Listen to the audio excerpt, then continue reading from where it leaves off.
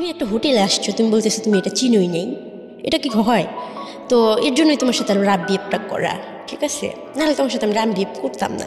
রিপা আক্তার বয়স কত? আর বয়স সঠিক আমি জানি না। আচ্ছা, আপনি সঠিক জানেন না, যারা ওকে দেখবেন তারা বুঝতে পারবেন যে ওর বয়স কত। আমি না ধারণা করছি অ্যাকচুয়ালি আমার জন্ম হয়েছে 1998 সালে। সেই হিসাব করলে যেটা আসে আর কি। হ্যাঁ, আচ্ছা, তো তার মানে 22 তারিখ। ওকে, তাহলে 1998 সাল হলে 2019, 21 বছর বয়স। 21 বছর বয়সের রিপা আজকে জীবন গল্পের মঞ্চে আছে এবং একটা অদ্ভুত রকমের জীবন গল্প নিয়ে আছে, যেটা আমার কাছেও খানিকটা মানে অবিশ্বাস্যই মনে হয়েছে। বাট আমি পুরো স্টোরিটাই আপনাদের কাছে রিভিল করতে চাই। তো রিপা জন্ম জেলা কোথায়? মানিকগঞ্জ। মানিকগঞ্জে। ঢাকার মানিকগঞ্জ? হ্যাঁ, সাভার মানিকগঞ্জ। সাভার মানিকগঞ্জ। ওকে, এখন থাকছেন ঢাকাতে? হ্যাঁ, মিরপুরে। মিরপুরে থাকছেন, ঠিক আছে, শুরু করেন আপনি প্লিজ। আসলে আমি একটা কথা বলতে চাই, আমি কাউকে কিছু বিশ্বাস করানোর জন্য এখানে আসি নাই। জাস্ট আমি আমার কথাগুলো কাউরে শেয়ার করতে পারতেছিলাম না, এর জন্যই আমার এখানে আসা। আর আপনাকে আমি শুনি, তো আপনার কাছে আসলে আমার সব কথাগুলো বলা। আর দর্শকরা যদি কথাগুলো শুই না আমার একটু প্রশ্নের উত্তর দিতে পারে, তাহলে আর আমার কিছু বলার থাকবে না। মানে আপনি অনেকগুলো প্রশ্ন আজকে নিয়ে এসছেন, কিন্তু আপনার প্রশ্ন করার মতো কোনো মানুষ নেই, যে কারণে আজকে জীবন গল্পে এসছেন। চলুন শুনি, ডিফারেন্ট একটা স্টোরি হবে প্রিয় শ্রোতা, শুরুতেই বলে রাখছি, অ্যান্ড কোয়াইট আনথিঙ্কেবল। ওকে চলুন। আমার মনে আছে যেখান থেকে সেখান থেকে বলি। আমার ভাইয়ের সাথে ফার্স্ট মানে আমার যতটুকু মনে আছে, একটা ঈদ থেকে আমার মনে আছে, ঈদের দিন আমার কাছে 50 টাকার একটা নোট ছিল। তো আমার ভাইয়ের কাছে ভাইয়া 2 টাকা দিয়ে আমাকে বলতেছে এই টাকাটা অনেক বেশি টাকা, 50 টাকাটা আমাকে দিয়ে দাও। পরে আমি দিয়ে দিলাম। তো ভাইয়া ওই টাকাটা নিয়ে ঠিকই খরচ করে ফেলছে, আমি 2 টাকা নিয়েই ছিলাম। তো ও সবসময় আমাকে ঠকাইতো, অনেক বড় ছিল বাট আমাকে বোকা বানাইতো। তো ভাইয়া পড়াশোনা করতো, মেয়ে মানুষের মতো বাসায় সব কাজকর্ম আমার ভাইয়া করতো। আচ্ছা। আর আমি তো ছোট ছিলাম, যার কারণে আমি কোনো কাজ টাজ করতে পারতাম না। তো একদিন হয় কি যে আমার মামির যে মেয়েরা আছে ওদের সবার বার্থডে পালন করা হয়। তো আমি অনেক কান্না করতাম যে আমার কেন হয় না। তারপর ওরা সবাই আম্মু আব্বু বলে ডাকতো, বাট আমি ডাকতে পারতাম না, এর জন্য আমার মনটা অনেক খারাপ হতো। তখন ভাইয়াকে বললে ভাইয়া কান্না করতো, বলতো আমি তোমার মা, আমি তোমার বাবা, আমি তোমার সব। আপনার ভাইয়ের সাথে আপনার বয়সের ডিফারেন্স কতটুকু ছিল? মানে অনেক। ভাইয়া তখন ম্যাট্রিক পরীক্ষা দেয় আর আমি তখন 5 থেকে 6 বছর বয়স হবে। ওকে, এইরকম বয়সের গ্যাপ। হ্যাঁ, ভাইয়াকে কিছু বললে যখন কান্না করতো, তো আমি ছোটোবেলা থেকে একটু অন্য মাইন্ডের মেয়ে ছিলাম, একটু অন্যরকম টাইপের ছিলাম। কারো কিছু দেখলে চাওয়া, কারো কিছু দেখলে হ্যাঁ মন চাইতো অনেক কিছু, কিন্তু আমি কাউকে বলতে পারতাম না, আর বললেও হয়তো পেতাম না। আমার ভাইয়াকে আমি একদিন শুধু বলছি যে ভাইয়া ওদের বার্থডে পালন করা হয়, আমার কেন হয় না, আমার কি জন্মদিন হয়নি? তো আমার ভাইয়া কী করলো, ওর কাছে টাকা ছিল না, লুকায়া মানে অনেকগুলো বাচ্চা পোলাপেন নিয়ে মাঠে গেছে। মাঠে যায় একটা পাখি ধরছে, ধরা ভাইয়া জবা করছে। মানে এই দিনটা আমার জীবনে অনেক স্মরণীয়। ওই পাখিটা জবা করা 5 টাকাতে একটা কেক আনছে। তো মাঠের ভিতরে আমার বার্থডে পালন করছে, যার কারণে আমি জানি যে আগস্টের 22 তারিখ আমার বার্থডে। এরকম করে প্রতি বছরেই মানে 2 বছর পর্যন্ত আমার জ্ঞান হওয়ার পরে আমার ভাই আমার সাথে ছিল। তারপর একদিন ভুল করে আমি মামির মানে ডাইনিং টেবিলের চেয়ারে বসি, তো আমার মামি আমাকে অনেক মারে যে ওখানে কেন বসলাম। তারপর আমার ভাইয়াও আমাকে ওখানে মারে। পরবর্তীতে ভাইয়া করে কি ছাগল নিয়ে মাঠে যায়, তখন ভাই মাঠে যায় আমাকে জড়াই ধরে অনেক কান্না করে যে আপু তোর অনেক লাগছে না, তুই রাগ করিস না, তুই বড় হ, আমি তোকে অনেক সুন্দর একটা বাড়ি করে দেবো, সেখানে অনেক চেয়ার টেবিল থাকবে, সেখানে তোকে কেউ মারবে না। আমি আর কিছু বলতাম না, আমি বুঝতাম যে কেমন যেন খারাপ লাগতো, বাট আমার কষ্ট জিনিসটা বুঝতাম না, আমার কান্নাও পাইতো না। এরকম করে ভাইয়া কোনো অন্যায় করলেই খুব মারতো আমার নানা নানি, আর মামিরা খুব বাজে বাজে কথা বলতো। দেখা যেত আমি গোসল করতে গেলে শ্যাম্পু নিয়ে নিতাম, তখন মামি অনেক বড় বড় কথা বলতো যে তোর বাবার এই তো ঠিক নেই, তার মেয়ের আবার শ্যাম্পু লাগে নাকি, তো অনেক ধরনের কথা বলতো। তো এরকম করতে করতে একদিন শুক্রবারে আমার ভাইয়ের রেজাল্ট বের হয়েছে। ভাইয়া টিউশনি করতো মাঝে মাঝে, তো প্রতি সপ্তাহে অনেক বাচ্চাদের পড়াইতো। তো ওখান থেকেও দেখা যাচ্ছে আমার নানিকেই টাকা দিয়ে দিত, তারপর আমার জন্য হয়তো 2-10 টাকা হয়তো খরচ করতো এরকম। তো প্রতি বছর ঈদে মামারা জাকাত দান করতো, কুরবানি দিত, বাট আমাদের কারোর সামনে ফেস করতো না। তারা যখন ঘুরতে যাইতো আমাদের 2 ভাই বোনকে বাড়িতে রেখে বাইরে থেকে তালা মারে রেখে চলে যেত। সবাই মার্কেট করতো, অনেক দামি দামি পোশাক কিনতো। তো আমারও খুব ইচ্ছা করতো সেগুলো পরার জন্য। দেখা যেত মামিদের জুতোগুলো মুছার জন্য আমাকে দিত। তখন আমি কী করতাম, ছোট ছিলাম তো, পায়ে ঢুকায়া জুতোগুলো বসে থাকতাম যে আমি কবে পড়তে পারবো। তো আমার ভাইয়া মাঝে মাঝে এগুলো দেখতো, আর মামিরা কেউ দেখলে তো মারত। তো আমি কম বেশি একটু দুষ্টু ছিলাম, তো মারটার খাইতাম। তার জন্য ভাইয়াও খুব রাগ করতো। ভাইয়া রাতে অনেক কষ্ট করে পড়াশোনা করতো। তো ভাইয়ার অত বড় বইগুলা আমাকে দিয়ে লেখাইতো। তো না লিখলে কী করতো, মারতো। আমি বুঝতাম না, তবে আমি অনেক সুন্দর লিখতে পারি। আমার হাতের লেখা দেখলে হয়তো কেউ বিশ্বাসই করবে না যে আমি কখনো স্কুলেই যাইনি। তো আমার যখন স্কুলে যাওয়ার বয়স, তখন আমি স্কুলে যেতে পারি না, সব বাচ্চারা স্কুলে যাইতো। তো ভাইয়া বলতো যে আমি তোকে অনেক পড়াশোনা করাবো। তো ভাইয়া যখন রেজাল্ট বের হয়, হঠাৎই একদিন নানি ওকে মারে পিয়ারার জন্য। তো মারার পরে সারা রাত ভাইয়ার কথা বলেনি, শুয়েছিল। তারপরের দিন সকাল 12টার দিকে আমার ভাইয়া দেখি যে ফাঁসি দিছে ঘরের ভিতরে, নানির একটা কাপড় দিয়া। তো ফাঁসি দিছে, দরজাটা বাইরে থেকে লাগানো ছিল। তো আমি খেলতেছিলাম বাচ্চাদের সাথে, তো আমাকে সবাই বলতেছে তোমার ভাইয়া মারা গেছে। তো আমি তো আর বুঝি না যে মারা গেছে এটা কী জিনিস, যে আমার ভাই আর কখনো ফিরে আসবে না, আমাকে বকবেও না। আমার ভাইয়ার লাশটা নিচে নামানো হইলো। সেদিন ফার্স্ট আমি আমার বড় আন্টি দেখলাম। তো ওনার চেহারা, এখন আমি বড় হয়েছি, আমার সেম চেহারাই, বাট উনি একটু ফর্সা ছিল আর অনেক সুন্দরী ছিল। তো উনি অনেক কান্না করতেছিল। তারপর জানি না যে আমার ভাই আসলে কীভাবে মারা গেছে। তবে আমার ভাইয়া মরে যাওয়া, আত্মহত্যা করার মতো ছেলে ছিলই না, কেননা ভাইয়া তো জানতো যে ভাইয়া ছাড়া আমার আর কেউ নাই। তারপর ভাইয়া পুলিশ আসলো, অনেক লোকজন হলো, আমাকে অনেক জিজ্ঞাসাবাদ করলো, বাট আমাকে কোনো কথা বলতে দেওয়া হলো না, আর আমি তো কিছু বুঝি না। তো ভাইয়াকে মাটি দিয়ে দিল পোস্টমর্টমের পরে। তো সবাই আমাকে নিয়ে আলোচনা করতে শুরু করলো যে ও তো কাজও করতে পারবে না, আর ও বড় হলে ওকে বিয়ে দিবে কে, আর এমনি তো কালো ভূতের মতো হয়েছে, আর ওর মুখ দেখাও তো পাপ, এরকম ধরনের কথা বলতো। তো আমি নানিকে জিজ্ঞেস করতেছি যে আমি তোমাকে নানি বলি কেন, আমার মা নাই কেন? পরে বলতেছে তোমার বাবা খুব খারাপ ছিল, তোমার মাকে খুব টর্চার করতো। তারপর কাজের মহিলাকে যখন তোমার জন্মের 2.5 মাস বয়স, তখন তোমার বাবা ওই মহিলাকে বিয়ে করে, তার কারণে তোমার মা সুইসাইড করেছে, তোমার মা নাই। তখন আমার আন্টি বলতেছে তুই যাবি তোর বাবার কাছে? তখন মামিরা অনেক রাত বিয়ে করে। তো আমি বলছি হ্যাঁ যাব। পরে কয়েক মাস রাখার পরে হঠাৎ করে আমাকে ঢাকা মিরপুর নিয়ে আসে একটা লোকের হাতে আমাকে উঠাই দেয়, বলে এটা তোমার বাবা। তো আমার বিশ্বাসই হচ্ছিল না যে লোকটা আমার বাবা। তো উনি আমাকে একটা নতুন জামা কিনে দেয়, ওই দিনকে আমার লাইফে ফার্স্ট আমাকে একটা নতুন জামা কিনে দেয়, আমাকে বেডে বসতে দেয়, তারপর আমাকে মাংস দিয়ে ভাত খেতে দেয়। তো উনি জুয়া খেলতো। তো ওনার যে ওয়াইফ, যে কাজের মহিলা ছিল, ওনার 2টা ছেলে বাচ্চা হয়েছে। তো উনি আমাকে বাসায় রেখে যখন বাইরে গেছে, ওনার ওয়াইফ ওনাকে মা বলতে পারবো না, আমি জানিও না যে উনি আমার মা কি না। বাচ্চারা ভিক্ষা করতেছে, ওই বাচ্চাদের সাথে আমাকেও পাঠাই দিছে, বলছে যা ওদের সাথে যা ভিক্ষা করবি যা। তখন আসলে আমি বুঝিও না যে এইগুলো কি, আর আমি বাচ্চাদের সাথে হাঁটতেছি, বাট আমি কিছু বলতেছি না। তখন ওই লোকটা যে বাবা বলছিল আমার, উনি আমাকে রাস্তায় যখন দেখে, উনি আমাকে অনেক মারতে বাসায় আনে যে তুমি এটা কেন করলা। তখন আমি তো কিছু বলতে পারতেছি না, আমি শুধু এটা বলছি উনি আমাকে পাঠাইছে। কথা বলার পর উনি আমাকে আরও মারে। তারপরে উনি একদিন হঠাৎ করে এসে আমাকে জামা টামা পরে বলতেছে চলো তোমাকে তোমার ফুপির বাসায় রেখে আসবো। উনি খুবই রেগেছিলেন। তখন মহিলাটা থাকতো 1 নম্বর গুদারা ঘাটে 7তলা একটা ফ্ল্যাটে থাকতো। মহিলার সাথে আরও কয়েকটা বাচ্চা ছিল। তো উনি খুব সুন্দরী ছিল আর অনেক বড় লোকের ছিল। তো উনি আমাকে অনেক আদর টাদর করলো। বাবাকে বাবা বলে ডাকিনি, কিন্তু ওনাকে আমি ঠিকই আদর করছি, আমাকে অনেক আদর করছি। আমি জ্বরে ধরছি আর বলছি আমাকে এত কষ্ট দিলা কেন, এতদিন কেন আমাকে আনো নাই তোমাদের কাছে। পরে ফুপি বলতেছে সমস্যা নেই মা, তোমার আর কষ্ট হবে না, তুমি কি চাও বলো, আমি তোমাকে তাই দেবো। তখন আমি বললাম ফুপু আমার খুব পড়াশোনা করতে ইচ্ছা করে, বাচ্চাদের মতো স্কুলে যেতে ইচ্ছা করে। বললো আচ্ছা ঠিক আছে, তোমাকে স্কুলে ভর্তি করে দেবো। তারপর আমি জানতাম না যে হয়তো ক্ষণিকের জন্য আমি এখানে আসি। পরে উনি আমাকে বললো যে আমি দেশে যাব তোমার ফুপুর বাসায়, তুমি যাবা আমাদের সাথে, তোমার বাবা অনেকদিন পরে আসবে, আর এমনিতে তো তোমার সৎ মা, তোমাকে কে দেখবে। পরে বললাম ঠিক আছে, তুমি যেখানে নিয়ে যাবে আমি যাব। তো ওই মহিলা আমাকে আরও কয়েকটা বাচ্চা, বড় 2টা আপু ছিল সাথে, নিয়ে টোটাল 7 জন মানুষ ছিলাম আমার ফুপু সহ। তো আমাকে কলকাতা বর্ডারের ওখানে নিয়ে যায়, ওটা হলো বনগাঁ বর্ডার।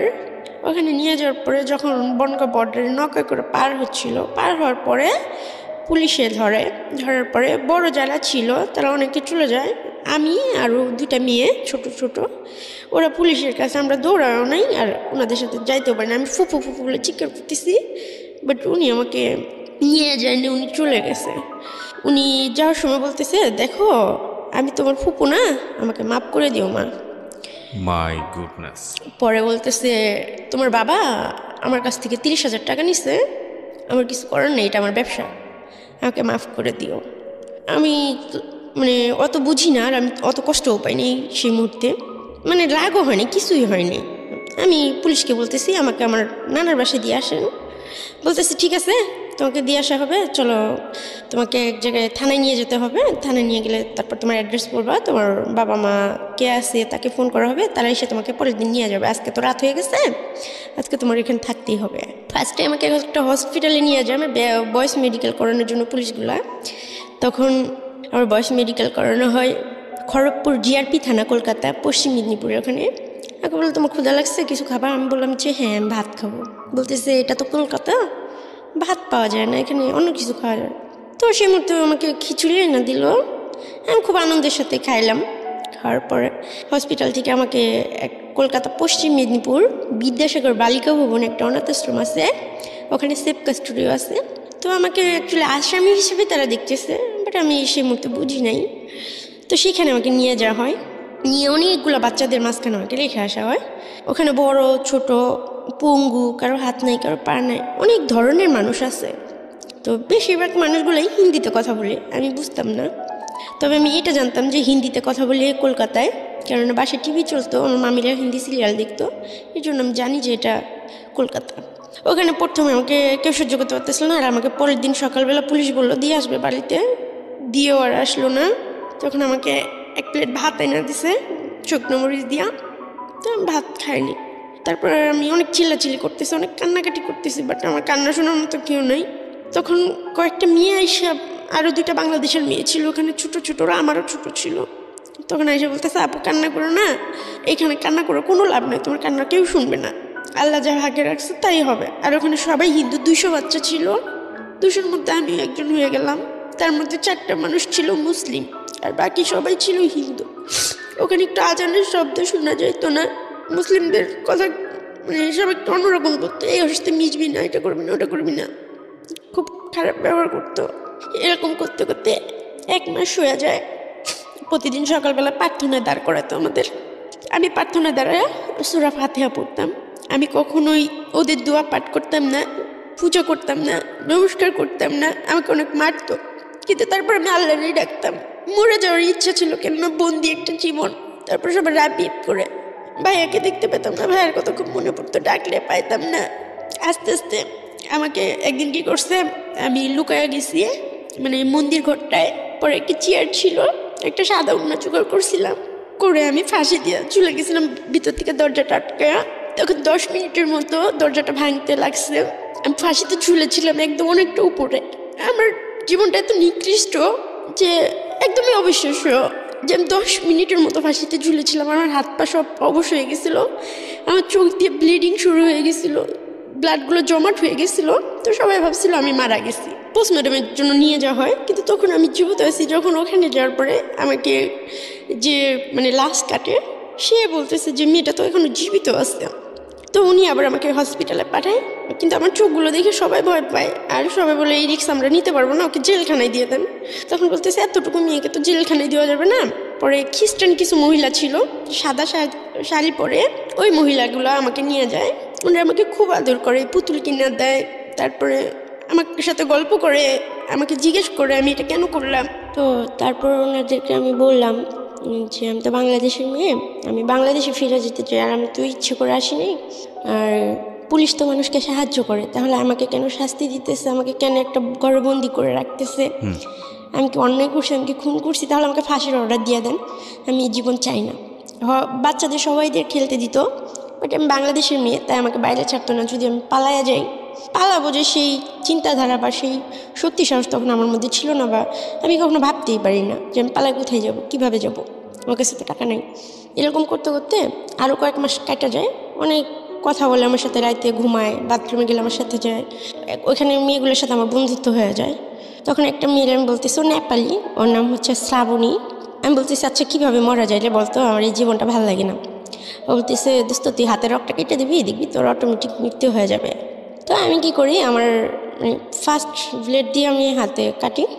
তো প্রথমে খুব আমার ভয় লাগে, ব্লেডটা হাতে নেওয়ার পর আমার পুরো শরীরটাই কাঁপে। যখন আমি আমার পিসের কথাগুলা, ব্লেডটা পান কোথায় আপনি?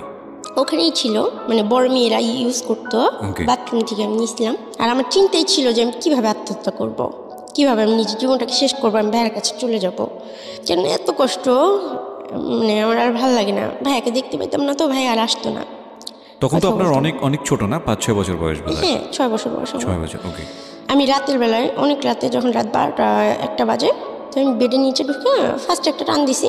তো আমার খুব ব্যথা করতেছে, আর পারতেছি না, আমি চিৎকার করতেছি, কান্না করতেছি। তারপর কি করছি, আমার পিছনের যে কথাগুলো আমি মনে করতেছি, তো সব কিছু মনে যখন আমি করতেছি, তখন আমি হাতের রক কাটার জন্য আমি ইচ্ছা মতো আমার হাতটা কাটি। কাটতে কাটতে একটা পর্যায়ে আমার হাতের রকটাই কাটা যায়। কাটা যাওয়ার পরে আমি কাগজে লিখি, ওইখানে বাচ্চারা পড়াশোনা করতো, যে আমার মৃত্যুর জন্য কেউ দায়ী না, আমাকে সবাই মাফ করে দেবেন, আমার এরকম বন্দি জীবন ভালো লাগে না, আমি পড়াশোনা করতে চাই, কিন্তু আমাকে কেউ আদরও করে না, কেউ ভালোবাসে না, এর জন্য আমি আমার জীবনটা চাই না, আর আমার কেউ নাই, আমার একার জীবন চাই না। তো আমি এটা কাগজে লিখা, আমি ছোটোবেলা থেকেই, মানে ভাইয়া পড়তো, তো ভাইয়া আমাকে পড়াইতো, ওই আমার ভাইয়া আমাকে যতটুকু শিক্ষা দিছে অতটুকুই, এর বাইরে আমি কখনো স্কুলে যেতে পারিনি, যাওয়ার সুযোগ পাইনি। এভাবে আমার সারা রাত হাতে রক্ত ঝরে। পরে সকালবেলা হলো আমাকে হসপিটালে নেওয়া হয়। তো আমি খুবই ছোট ছিলাম তখন, মিডিয়া ফ্লাস হয়, যখন সাংবাদিক আসে আমার সামনে যে আমি কেন এগুলো করছি, বা এর আগেও আমি সুইসাইড করতে চাইছি কেন, তখন আমি সাংবাদিককে বললাম যে আমি জজের কাছে যাইতে চাই, আমি কোর্টে যাইতে চাই, আমি জজকে কিছু কথা বলতে চাই, সে যদি আমার কথাগুলো বলে আমাকে আমার চাওয়াগুলো পূরণ করতে পারে, তাহলে আমি এই ধরনের কিছু করব না। তখন জজের সামনে যে আমাকে দাঁড় করে নাও, তো আমাকে কাঠগড়ায় নিয়ে উঠাইলো না, আমাকে নিচে দাঁড় করায় দিল। তখন আমি জজকে বললাম যে জজ সাহেব, আপনি কি জীবনে কখনো ভুল করছেন, বা আপনি বুকে হাত দিয়ে বলেন তো আপনি কখনো ভুল করেন নাই। তখন জজ সাহেব বললো, না মা, আমরা সবাই ভুল করছি, প্রত্যেকটা মানুষের জীবন মানেই ভুল। তখন আমি বললাম তাহলে আমি কি ভুল করছি? তখন 1 বছর মতো হয়ে গেছে, 1-2 বছরের মতো হয়ে গেছে কলকাতায়। আচ্ছা। তো 2 বছরের পরে যখন আমি হাত কাটি, তারপর যখন ওখানে যাই, তো জেসে বললো এখন তুমি কি চাও, তুমি বাংলাদেশে যাই কি করবা, কে আছে তোমার, আমি তো শুনছি তোমার কেউ নাই।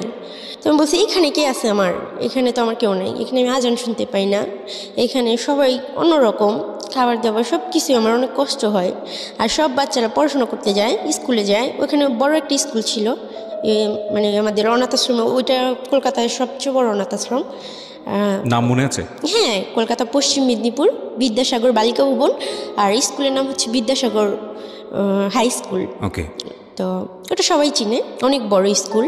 তো আমি বলতেছি আমারও পড়াশোনা করে ইচ্ছা করে, আমাকে যে এখানে আপনি আটকে রাখছেন, আমি তো কোনো অপরাধ করে আসিনি, আমি তো ছোটো মানুষ, তাহলে যদি আমার ভুল হয়ে থাকে যে আমি বাংলাদেশের মানুষ, এটা যদি আমার ভুল হয়ে থাকে, আজ থেকে 10 বছর পরে আপনি আমাকে সাজা দিয়ে যখন ছাড়া দিবেন, তখন আমি কার কাছে যাব, কি করব, আমি পড়াশোনা ছাড়া পথ চলবো কী করে, বা আমার দায়িত্ব নেবে কে, বা 10 বছর পরে আমি কার কাছে যাব, কার কাছে যেয়ে বলবো যে আমাকে একটু জায়গা দাও, তখন আপনি কি আমার দায়িত্বটা নেবেন? তো জজ সাহেব বললো, দেখো তুমি এখানে থাকতে থাকতে হাতের কাজটা শিখো, তুমি যদি স্কুলে পড়তে চাও আমি তোমাকে স্কুলে পড়াবো, তোমাকে বিয়ে দিয়ে দেবো, তুমি হিন্দু ধর্ম গ্রহণ করে নাও, তোমাকে ভালো একটা ছেলে দেখে আমরা বিয়ে দিয়ে দিব, বাংলাদেশে তোমার ফিরে যাওয়ার দরকার নাই, আর তোমাকে যেভাবে ধরা হয়েছে বাংলাদেশে যাই তুমি কী করবো, আবার সেই কষ্ট পাবো, আবার কেউ বিক্রি করে দেবো। তো আমি বলছি সেটা যাই হোক, আমি দেশে যাই মাটি কেটে খাবো, বাসায় কাজ করে খাবো, কিন্তু আমি আমার দেশে ফিরে যেতে চাই। আসলে আমার মনে রাগ ছিল যে লোকটা আমাকে ওইখানে পাঠাইছে, ওই লোকটাকে খুন করার জন্য আমার বাংলাদেশে ফেরার নেশা ছিল, যে আমি এখানে আসবো একদিনের জন্য হলেও, এসে ওনাকে খুন করবো, তারপর পুলিশ আমাকে যা শাস্তি দেবে আমি মাথা পেতে নেবো। এবং সে লোকটা হচ্ছে আপনার বাবা? হ্যাঁ, আমি আসলে জানি না উনি আমার বাবাকে নাম, যেটা সত্যি কথা। জজ বললো ঠিক আছে আজকে থেকে তোমাকে পড়তে দেওয়া হবে। তো আমি খুব খুশি হইলাম, আমাকে স্কুলে নিয়ে যাওয়া হলো, তবে পুলিশ গার্ড দিয়ে। 2টা পুলিশ আমার সাথে থাকতো সবসময়, কারণ আপনি যে কোনো মুহূর্তে সুইসাইড করতে পারেন বা পালিয়ে যেতে পারেন। হ্যাঁ হ্যাঁ, আমি বাংলাদেশের মেয়ে, এই জন্য। তখন বাচ্চাদের প্রতিদিন মাঠে ছাড়া হইতো, প্রায় 200 বাচ্চা। তো আমি যেদিন স্কুলে গেছি সেদিন থেকে বাচ্চাদের মানে খেলতে যাওয়া বন্ধ, যে তোমরা খেলতে যাও, রিপাও খেলতে যাবে। তো এখন আমি একটা মানুষ, মানে সে জায়গায় 200 মানুষ। তো আমি ওদের দিকে তাকায় দেখি সব বাচ্চার মন খারাপ। বাসায় মানে যখন আমরা হোমে ফিরি, মানে রুমে, তখন সবাই বই ছিটাছিটি করতেছে, তো ফালাই দিতেছে, এ বলতেছে স্কুলে যাবো না, চল এই করবো না সেই করবো না, কোত্থেকে উঠে এসে জুড়ে বসছে। তো অনেকে অনেক ধরনের কমেন্ট করতেছে। তারপরের দিনও আমি স্কুলে গেছি, এইভাবে টানা 3 দিন আমি স্কুলে যাই। তো লাঞ্চ টাইমে আমাকে যেভাবে গার্ড দিয়ে রাখা হয়, এখন আমার জন্য ওরা একটা বন্দি জীবনে পড়ে গেছে। ওরা খেলতে পারে না আগের মতো, ছুটাছুটি করতে পারে না। তো আমি এতটা স্বার্থপর হইতে পারি নাই যে 200 বাচ্চার মুখের হাসি কেড়ে নেবো আমি একা। আমার খুব পড়াশোনা করার ইচ্ছে ছিল। ওই বাচ্চাগুলোর মুখের দিকে তাকে তখন আমি দেখলাম যে আমরা একার জন্য ওদেরকেও অনেক কষ্ট পাইতে হইতেছে। তো আমি বললাম, আমি আবার জজের কাছে গেলাম 7 দিন পরে, বললাম স্যার আপনি আমার আশা পূরণ করছেন, ঠিক আছে আমি স্কুলে যাই পড়বো না, তবে আমি এখানে থাইকা পড়বো, বাসায় আমি পড়বো। আমি যাই শুধু যেদিন পরীক্ষা থাকবে সেদিন আমি পরীক্ষা দিব। আর বললো কেন, তোমার সমস্যা কোথায়? আমি বলছি না, আমাকে চোরের মতো ওখানে নিয়ে যাওয়া হয়, চোরের মতো নিয়ে আসা হয়, সাথে আরও বাচ্চাদেরও কষ্ট দেওয়া হয়। ওরা যখন লাঞ্চ করতে বেরোতো আগে, তো আধা ঘন্টা খেলতো, আধা ঘন্টা ওরা খাওয়া দাওয়া করতো, অনেক মজা করতো, আমি জানলা দিয়ে এগুলো দেখতাম। বাট আমি যেদিন থেকে গেছি সেদিন থেকে সব বাচ্চাদের খেলাধুলো সব বন্ধ করে দিছে। পরে আমি ভাবলাম যে 10 জন মানুষের মুখের হাসির থেকে আমার একার কষ্ট অনেক ভালো।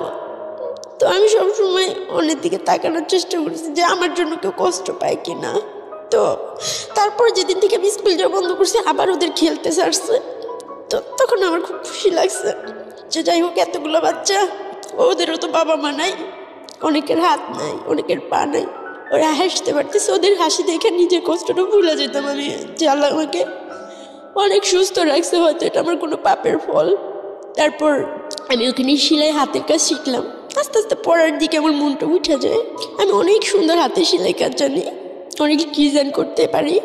তখন আমাকে সবাই অনেক আদর করে, আস্তে আস্তে সবাই অনেক আপন করে নেয় আমাকে। পরে ওখানে 200 বাচ্চার মধ্যে মানে আমি যেটা বলতাম সেটাই হইতো। ওখানে যে অ্যাসিস্ট্যান্ট সুপারভাইজার ছিল ম্যাম, কাকুলি দিদি ভাই, উনি আমাকে খুবই ভালোবাসতো, ওনাকে আমি খুব মিস করি। কিন্তু অনেক দূরত্বের ফলে ওনার সাথে হয়তো কোনোদিন দেখা হবে না। দিদিভাই সত্যি আমি তোমাকে খুব মিস করি, তোর মধ্যে তো ভালো আমাকে কেউ বাসে না। তো ওখানে 8টা ম্যাম ছিল, ম্যামরা সবাই আমাকে অনেক আদর করতো আর বলতো রিপা পড়ো পড়ো, অন্যের জন্য কেন নিজের জীবন করবা। তখন ওনারা বারবার আমাকে বললো যে রিপা তুমি হিন্দু হয়ে যাও, কেন বুঝতেছো না, জীবনটা এত সহজ না, হিন্দু ধর্ম গ্রহণ করো, দেখবে তোমার ভালো একটা পরিবারের সাথে বিয়ে হবে, তুমি বাবা পাবা, মা পাবা, আত্মীয় পাবা, স্বজন পাবা। তখন আমি বলতেছি দেখেন এটা কোনো দিনই সম্ভব না। আমি যতটুকুই শুনছি ইসলাম সম্বন্ধে, আমি আমার নবী রাসূলকে আল্লাহ তাআলাকে অনেক ভালোবাসি, আমি কখনোই পারবো না এই কাজটা করতে।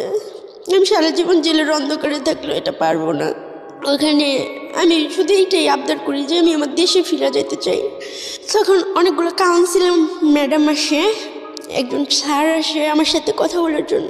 আমি একটা সময় অসুস্থ হয়ে যাই ভাবতে ভাবতে যে আমার জীবনটা কেন এরকম, আমি কেন কোনোদিন মা বলে ডাকতে পারলাম না, কোনোদিন বাবা বলে ডাকতে পারলাম না, আমার কেন কেউ নাই, আল্লাহ এত মহানগিরি কেন আমার জন্যই করলো। সবাই বলে আল্লাহ যাকে ভালোবাসে আল্লাহ তাকেই কষ্ট দেয়, তাকে আল্লাহর প্রিয় বান্দাদের আল্লাহ এই দুনিয়া কষ্ট দেয়। আমি এত প্রিয় বান্দা তো হইতে চাই নাই যে আমার পরিচয় দেওয়ার মতো কেউ থাকবো না। তারপর নবী রাসূলের কথা স্মরণ করে যখনই আমার কষ্ট হতো, ভাই আমাকে সবসময় একটা কথা বলতো যে আমরা শেষ নবীর উম্মত হইতে পারছি, আমরা অনেক ভাগ্যবান রে আপু, আমাদের জীবনে আর কিছু চাই না। আর তিনি অনাথ ছিল, তার বাবা মা ছিল না, তারপরে তার একটা পরিচয় ছিল, তাকে আদর করার মতো তার একটা চাচা ছিল, তাকে অনেক আদর করতো। কিন্তু আমি এমন একটা মেয়ে, এত নিকৃষ্ট একটা মেয়ে যে আমাকে কেউ কোনোদিন একবার আদর করেনি।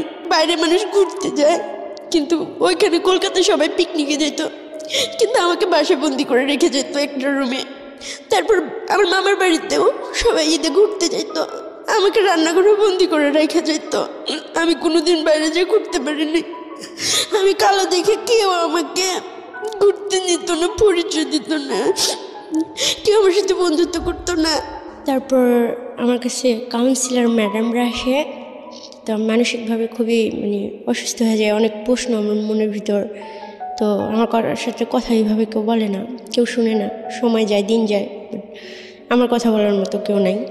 তখন কাউন্সিলর ম্যাডাম আমাকে বলে, তখন আমি ম্যাডামকে বলি যে সবার বাবা মা সবার জন্য কত কিছু করে, আমি এতটাই বিচ্ছিরি দেখতে যে আমার বাবা মারা আমাকে দেখে একটু মায়া হলো না ম্যাম। তো আমাকে বলেন তো আমি কি পাপ করছিলাম এতটুকু বয়সে, যে আমার 2.5 মাস বয়সে আমার বাবা একটা কাজের মহিলাকে বিয়ে করছে, তার জন্য সবাই আমাকেই কেন দায়ী করলো? তারপর আমার ভাইয়াটা খুন হয়েছে বা মারাই গেছে, সেটার জন্য আবার আমি কেন দায়ী ম্যাম? মানুষ পাপ করার তো একটা বয়স লাগে। তো ওই বয়সে আমি আল্লাহর কাছে এমন কি পাপ করছিলাম যে পাপের জন্য আল্লাহ আমাকে এরকম ধরনের এটাকে আমার দিকে মনে হয় যে আমার জন্য একটা শাস্তি, না তো কি আমি জানি না আপনাদের দৃষ্টিতে কি, আমার জন্য মনে হয় যে একটা শাস্তি। তো ম্যাম আমাকে ওই দিনকে বুঝায় বললো, দেখো সব বাবা মা সন্তানের জন্য করে, তাই না রিপা? তো তুমি মনে করো দুনিয়ায় প্রথম সন্তান, যে বাবা মার জন্য তুমি কিছু করতে পারতেছো, তোমার বাবা মা তোমাকে ছাড়া ভালো আছে, এতে কি তুমি খুশি না?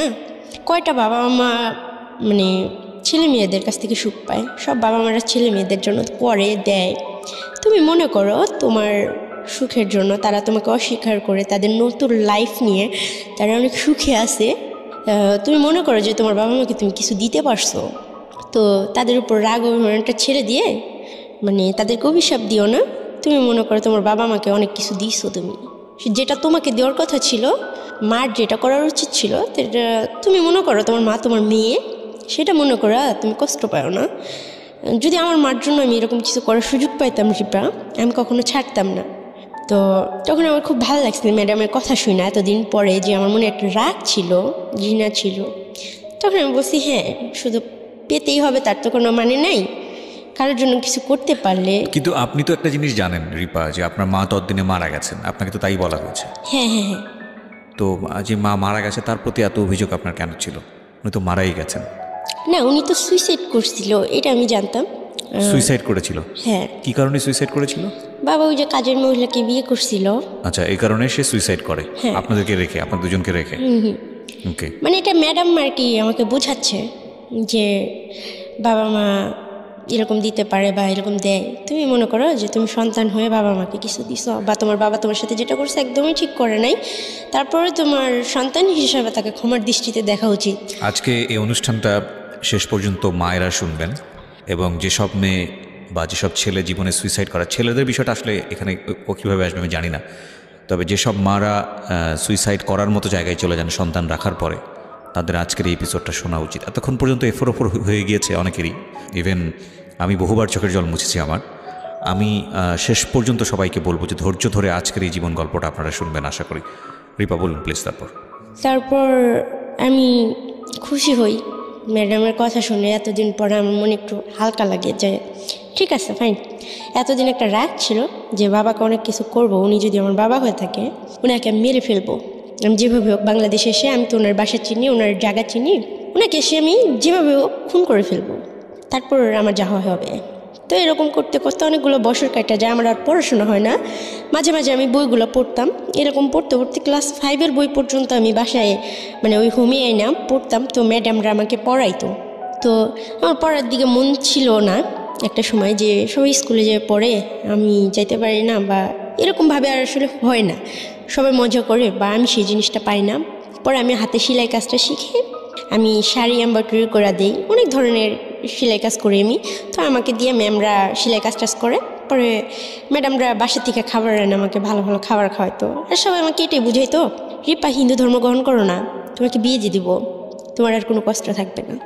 কিন্তু আমি কখনোই রাজি ছিলাম না, যেভাবে হোক আমি আমার বাংলাদেশে ফিরে আসতে চাইতেছিলাম। তো এরকম করতে করতে 2014 সাল পর্যন্ত আমি ওখানে থাকি। 2015 সালের ডিসেম্বর মাসের 19 তারিখ পর্যন্ত আমি কলকাতায় ছিলাম। তো হঠাৎ একদিন ম্যাম আমাকে ডাকে বলতেছে, রিপা তোমার 2015 সাল পর্যন্ত? হ্যাঁ। ওকে। 2015 সালের ডিসেম্বর মাসের 19 তারিখ পর্যন্ত আমি, মানে 4 বছর আগের ঘটনা এটা প্রিয় শ্রোতা। ও বাংলাদেশে, তার মানে হিসাব যদি করি আমরা মাত্র 4 বছর আগে ব্যাক করেছে, এবং ওর বয়স যদি 22-23 হয়ে থাকে তাহলে আপনি একটু হিসাব করে নেবেন যে 6 বছরে হলো ও পাচার হয়ে যায় এবং ওর বাবা ওকে বিক্রি করে দেয় ওর কথা অনুসারে 30,000 টাকা দিয়ে, এবং সেই হিসেবে ওর হোমে থাকার বয়স কম করে হলেও 12 থেকে 13 বছর হিসাবে তো সেরকমই বলে।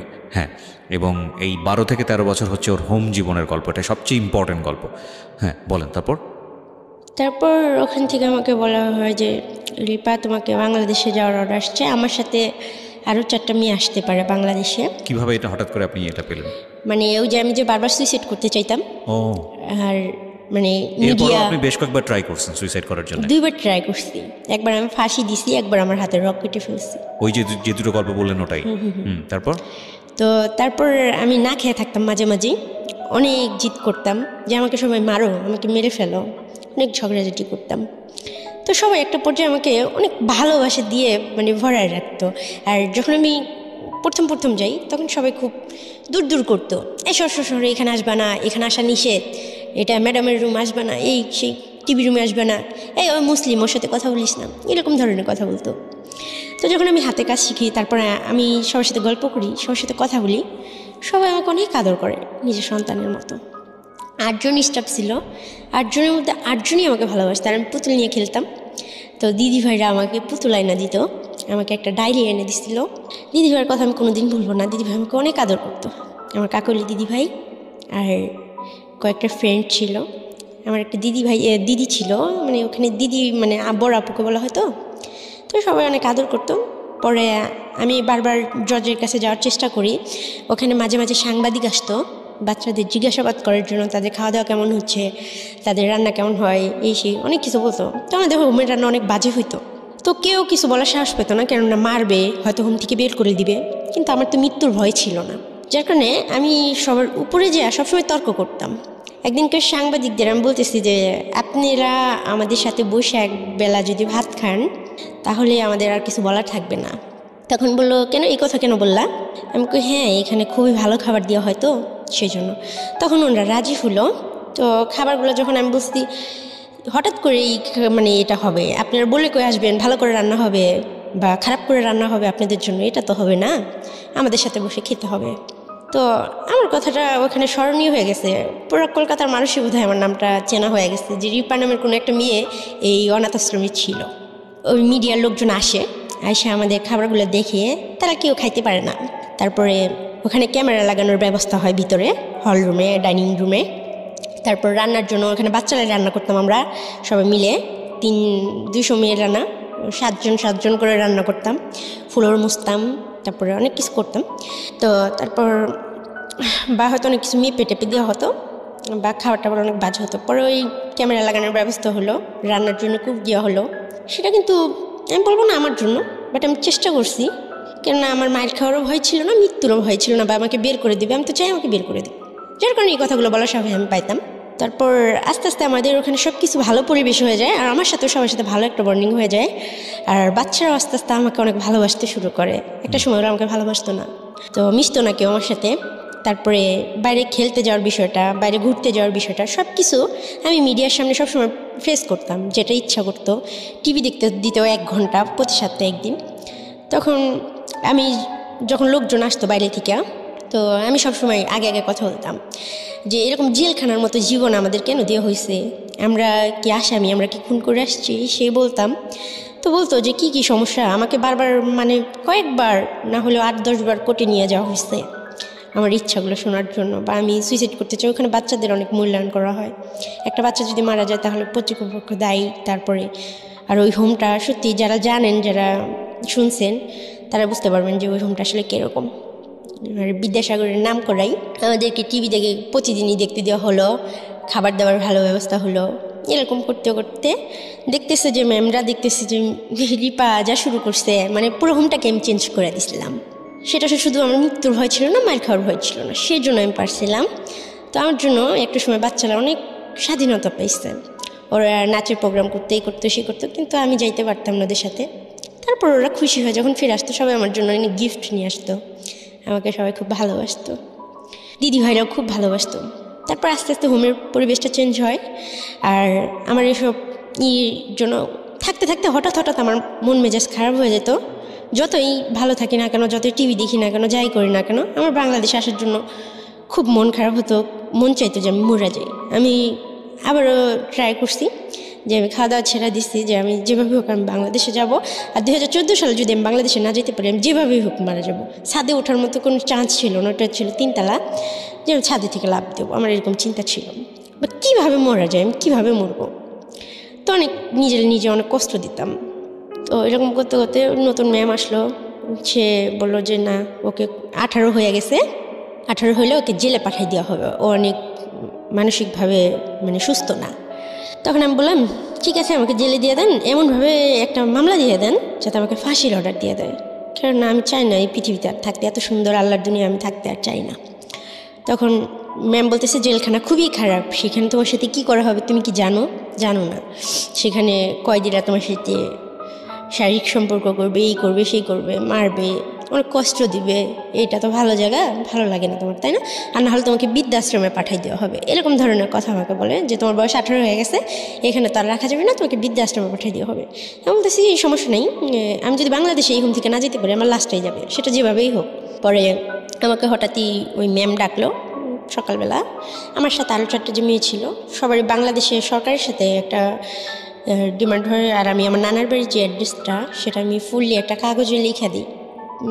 খুবই ক্ষুদ্র ক্ষুদ্র জায়গাগুলো, কত টাকা রিক্সা ভাড়া লাগবে, কি লাগবে, সব কিছু যতটুকু আমার মনে থাকে, পাশে কটা দোকান আছে, মসজিদ আছে, ঘর আছে, আমার মামার নাম কি, নানার নাম কি, সব কিছু আমি লিখে দিই একটা কাগজে। ছিল আপনার পরিচয়, অ্যাড্রেসটাকে আমি নিজেও জানতে চাই একটু।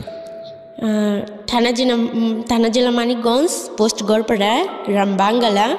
আমার নাম, নানার নাম হচ্ছে, মানে ওনাদের নাম আমি বলতে চাই না। ঠিক আছে, ওকে ফাইন, ওকে। আমি আসলে ইন্সপায়ার, যদি আপনি না জান তাহলে আমি আসলে ইন্সপায়ার করছি না। ওকে ফাইন, বলুন তারপর। তো কেননা ওনাদের কেউ আজকে হয়তো ওই জায়গার মানুষও কেউ শুনবে, তখন বলবে যে ওনারা এরকম হইতে পারে। কেউ আমার আপনজনদেরকে আমি বলবো ঠিক আছে, অন্য কেউ অসম্মান করবে, সেটা আমি চাইবো না। তাদের অসম্মান করার জন্য আমি গল্পটা বলা না, আমার গল্পটা বলা হচ্ছে আমার বুকটা ব্যথায় ভরে আছে, আমার খুব কষ্ট হয়, এইসব কথাগুলো নিয়ে আমি আর চলতে পারতেছি না, আমার নিজের অনেক অপরাধ মনে হয়, এর জন্য আমার কথাগুলো বলা। তো আমাদের বাংলাদেশে আসার ব্যবস্থা হয়। তো সুপার ম্যাম আমাদের নিজে বাংলাদেশের বর্ডারে দিয়ে যায়, পুলিশের হাতে হ্যান্ড ওভার করে। তো 2015 সালে, তারিখ মনে আছে? হ্যাঁ, 2015 সালের ডিসেম্বরের 19 তারিখ। তারপর ওইখানে একটা মেয়েদের হোমে আইনে আমাকে রাখা হয়। আমার নানাকে ফোন দিয়ে বলা হয়, সে আমাকে নিতে চায় না, তাকে বলা হয় যে রিপাকে যে রিসিভ করবে, গার্জিয়ান হিসেবে যে নিবে, তাকে 50,000 টাকা দেওয়া হবে। তখন আমার নানা পরের দিন চলে আসে নাম্বার নিয়ে। তো সরকারিভাবে ওখানে যে সেলাই কাজটা আমি করতাম। টাকা কি দেওয়া হয়েছিল নাকি জাস্ট এই মিথ্যা কথা? সত্যি দেওয়া হয়েছিল। আপনার নানাকে 50,000 টাকা দেওয়া হয়েছে? এটা কে দিয়েছে, বাংলাদেশ গভর্নমেন্ট না ইন্ডিয়া? ইন্ডিয়ান গভর্নমেন্ট, মানে ওই দেশের 25,000 না কত হাজার টাকা। মানে আমাদের ওখানে প্রত্যেকটা বাচ্চার একটা ইয়া হতো, মানে কিছু টাকা জমা হতো যারা সেলাই কাজ করতো। ওকে।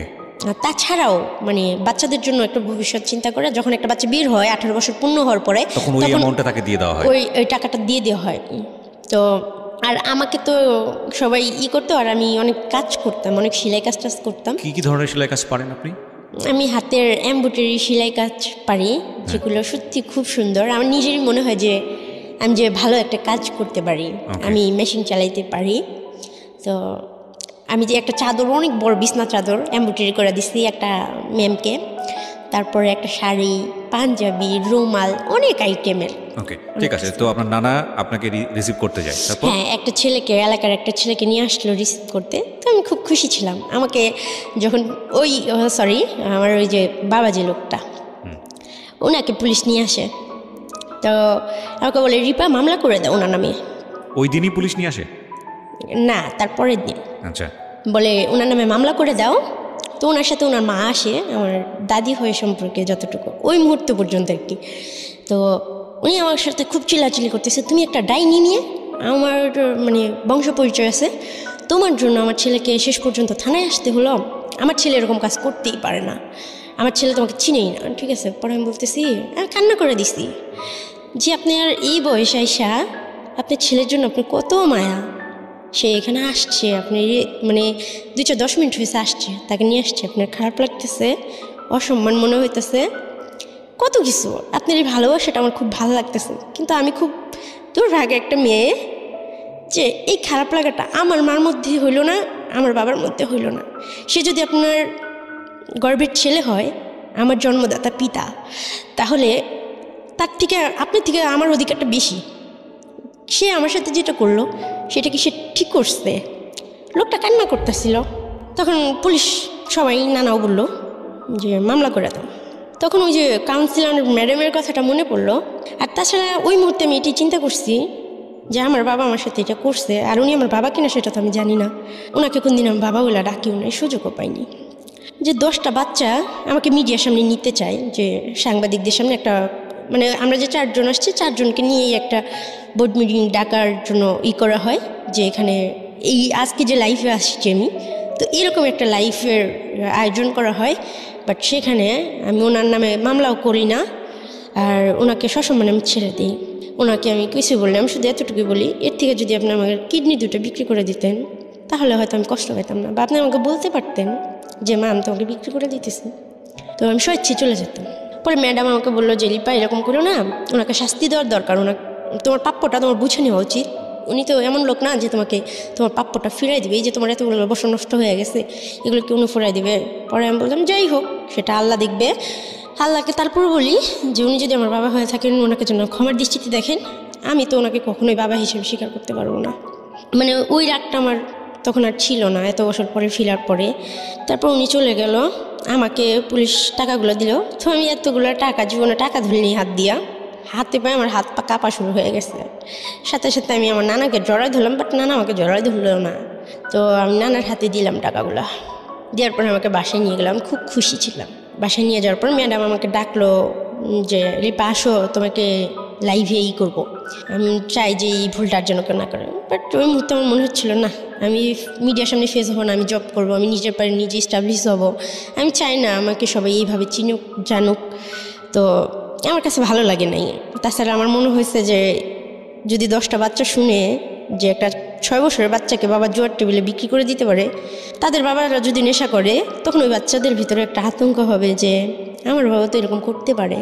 করবে না, তারপরেও এটা নিয়ে 1 মিনিটের জন্য যদি ভাবে, সেটাই হবে আমার জন্য খারাপ লাগা। তো সেই জন্যই আমি আমার বাবাকে কারোর সঙ্গে ফেস করলাম না। আর আমি আসলে জানি না যে উনি আমার বাবাকে না। তারপর আমি বাড়িতে গেলাম। পরের দিনই ওখানে মানিকগঞ্জে তালাসীমা অ্যাপার্টমেন্ট একটা লিমিটেড একটা গার্মেন্টস ফ্যাক্টরি আছে, ওইখানে আমি ঢুকলাম। তারপরের দিনই আমার নানাকে বললাম যেভাবে কাগজপত্র 2,000 টাকা আমি খরচ করি, ওখান থেকে কাগজপত্র এনে আমাকে যেন ওই গার্মেন্টসে ঢুকাই দেওয়ার ব্যবস্থা করা হয়। আমার বেতন ধরলো 6,200 টাকা হেল্পার। তো আমি অনলি 7 দিন ওখানে কাজ করি। একটা মেয়ের সাথে আমার খুব ভালো রিলেশন হয়, মেয়েটা খুব সুন্দর ছিল, মেয়েটার নাম ছিল শারমিন। মেয়েটা ওখানে অপারেটর ছিল, ওর হেল্পার ছিলাম আমি। ও আমাকে কাজ শিখাইতো, প্রতিদিন লাঞ্চ টাইমে মেশিনগুলো ওপেন থাকতো। তো আমি খুবই আগ্রহ নিয়ে 10 থেকে 15 দিনের ভিতরে আমি বারটেক মেশিনের অপারেটর হই। তারপরের মাসে আমার স্যালারি বাইরে যায়। 1 মাসের মতো আমি ওখানে জব করি। তারপরের মাসে হয় মানে মাসের অর্ধেক, তখন আমার বড় আন্টি আবার আসে আমার মামার বাড়িতে। আসার পরে উনি, তার আগে হয় কি যে আমার খালাতো ভাই আছে, ও আমাকে ডাকে একটা কথা বলার জন্য। তো বাসার সবার সামনে ওরা আমার সাথে খুব খারাপ বিহেভ করে, কারণ ওরা আব্বু আম্মু এটা পছন্দ করে না, আমার মামা মামিরা পছন্দ করে না তাদের বাচ্চা আমার সাথে মিশুক। বাট ও আমার সাথে বাইরে দেখা করে ফোন করে, পরে বলে যে আপু তোমাকে আমার একটু কথা বলার আছে, তুমি তো জানো তোমার মা মারা গেছে, কিন্তু তোমার মা না মারা যায়নি, আমাদের বড় আন্টি আছে না, উনি তোমার মা হয়। তুমি যখন হারাই গেছিলা, খোঁজখবর ছিল না, তখন উনি অনেক কান্না করছে। উনি বলছে যে আমার ছেলেটাও মরে গেল অকালে, আমার মেয়েটাও এইভাবে হারাই গেল তোমাদের জন্য, আমার মেয়েটাকে দেখে রাখতে পারলা না, এইভাবে কান্না করছে। এটা আমি শুনছি। কি বলেন? হ্যাঁ। তো যে আম্মু আমার কাছে আমার 4 বছর বয়সে আমার জ্ঞান অনুসারে মানে মারা গেছে সুইসাইড করা, সে আমার কাছে 2015 সালে আবারও ফিরে আসলো, বাট সে আমার মা হিসেবে ফিরে আসে নাই। দাঁড়ান একটু পজ নিচ্ছি, কজ ওভারলোডেড হয়ে যাচ্ছে আসলে। মানে আমি অনেক দিন পরে এরকম স্পিচলেস অবস্থায় কোনো স্টোরি আমি শুনছি যেখানে আমার ইন্টারাকশন জিরো। আমি কথা বলতেই চাই না, কজ আমি আপনাদের এই ফ্লোটা নষ্ট করতে চাই না, কিন্তু আমার একটা কোয়েরি, যেটা আমার মনে হয় আমার লিসনারদেরও কোয়েরি, সেটা হলো যে আপনাকে বলা হয়েছে আপনার মা সুইসাইড করে মারা গেছে, আবার বাবার প্রেজেন্সও ছিল এখানে। এতদিন পরে আপনি যেটা জানলেন যে আপনার বড় আন্টি যে পরিচয়টা দেয় সে হচ্ছে আপনার মা, এটা আপনাকে বললো আপনার এক কাজিন? না, আমার খালাতো ভাই। ও তো কাজিনই হয়। তাহলে খালাতো ভাই আপনাকে বললো, তারপরে আপনি এটাকে সত্য না মিথ্যা আপনি যাচাই করেননি বিষয়টা? 100%। কি করলেন আপনি? স্টেপ বাই স্টেপ জান প্লিজ। আমি আমার নানার সাথে কথা বললাম যে নানা উনি কি আমার মা হয়? বলতেছে না, এইসব কথা তোমাকে কে বলছে? তো আমি অনেক খুশি ছিলাম, ওনার কথা মনে করলে আমার সত্যি খুব খুশি লাগে। তো আমার মা এত সুন্দর, উনি আমার মা, মানে এরকম ভাবতেছে। আপনি বড় আন্টি হিসেবে জানেন? হ্যাঁ, ওনার একটা ছেলে আছে, তো ওনার ছেলের নাম হচ্ছে রাফি। ওনার বিয়ে হয়েছে খুব ভালো পরিবারে, তো সেখানে নাকি বলা হয়েছিল যে সে আনম্যারিড। আর আমরা যে তার হাজব্যান্ড অনেক ভালো, যার কারণে একটা ছেলে অবশ্যই তো বুঝতে পারে যে একটা মহিলার যদি 2টা বাচ্চা হয় সে অবশ্যই বিয়ের পর বুঝতে পারবে, যতই সে তাকে বলা হোক আনম্যারিড। বাট সে অনেক সুন্দরী ছিল, শিক্ষিত ছিল। আর আমাকে হয়তো জানি না এইসব বিষয়, তাদের ঘরের বিষয় কী কথা হয়েছে, কি হয়েছে না হয়েছে, বা সে আসলেই কতটা ফেস করছে আমি আসলে জানি না। তাই তার সম্বন্ধে আমার কখনো রাগ ঘর কোনো প্রশ্ন আসে নাই একটা দিক থেকে, যে যেভাবেই হোক তার বাবা মারটা খাইছি পড়ছি, বা আমরা 2টা ভাই বোনে তার বাবা মার কাছে ছিলাম। আমার যে দাদা দাদির যেটা করার ছিল সেটা সে করে না। আমার বাবার প্রতি আমার অনেক অভিযোগ ছিল, কিন্তু আমার মার প্রতি আমার কোনো দোষ দেওয়ার ছিল না। যে সে স্বীকৃতি না দিলেও তার বাবা মাই তো আমাকে পরিচয় দিছে বা রাখছে। একটা মুরগির বাচ্চা পালাও অনেক কষ্ট, সেই ক্ষেত্রে একটা মানুষের বাচ্চা পালা যে কত কষ্ট, আর 2.5 মাস বয়স থেকে, সেটা আমি মিন করতাম। আমি সবসময় সব কিছু নিয়ে অনেক ভাবি, তো এইসব ভাইবা আমি কিছু বলিনি না। কিন্তু আপনাকে তো সামহাও ফাইন্ড আউট করতে হবে যে রিজনটা আসলে কী ছিল, বা আপনার বড় আন্টিকে হলেও তো আপনার কোশ্চেন করার কথা। আপনি কি করলেন? হ্যাঁ, তো আমি কোশ্চিন করব কি, উনি যেদিন আসছে ওই দিন রাতের বেলা আমাকে রুমে ডাকছে। তো আমি ভাবছি ওই যে ভাইয়া বলছে অনেক কান্না করছিল, দেখো রিপা তুমি তো, আমি ভাবছি আমাকে মেয়ে হিসেবেই বলবে। তো তখন ওনার সাথে যে আমি আপনি করে বা কিছু প্রশ্ন করব, এসব সাহস আমি পাইতেছি না। তো আমি ভাবছি আমাকে বুকে জড়া ধরবে, আমাকে ধরে হয়তো কান্না করবে, বা আমাকে বলবে যে যা হয়েছে হয়েছে। কিন্তু উনি তার বিপরীতই বলল। উনি বললো যে দেখো, আমার ভাইয়েদের একটা সম্মান আছে, তাদের 2টা মেয়ে আছে, ছোট ভাইয়ের একটা ছেলে আছে, তাদের ভবিষ্যৎ আছে। তুমি কলকাতায় ছিলা, তোমার বাবা তোমার সাথে যেটা করছে, এখন অতীত নিয়ে তো ভাইবা লাভ নাই। তবে তুমি একটা কাজ করো, আমার কথা শোনো। তবে আমার ইচ্ছা ছিল আমার মার খুশির জন্য আমি সব করতে পারবো। আর আমার মা, আমি এটা জানতে পারছি যে আমার মার নামটাই আমি জানতাম না, সেখানে জানতে পারছি আমার মা। আমার খুব ইচ্ছা করতেছিল যে আমার মাকে আমি জড়ায় ধরবো, আমার অধিকার আছে, বাট আমি সেই সাহস কখনোই পাইনি। তো উনি কথা বলতেছিল, আমি খুব মন দিয়ে ওনাকে শুধু দেখতেছিলাম আর শুনতেছিলাম। তো আমি অনেক কান্না করতেছিলাম, ওনার কথা শুনে কিছু বলার মতো সাহস আমার ছিল না তখনও পর্যন্ত। উনি আমাকে বললো যে তোমার জায়গায় আমি থাকলে আত্মহত্যা করে মরে যেতাম, এখানে ফিরে আসতাম না। কলকাতায় তুমি কি করছো না করছো এটা কি সবাই জানে?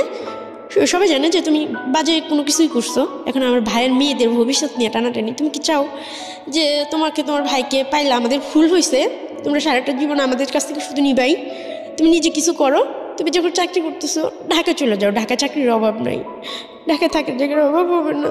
কিন্তু আমি তো বাংলাদেশটাকে চিনতামই না, জানতামই না, আমি তো পড়াশোনাও করিনি, আমার তো আপন কেউ ছিল না।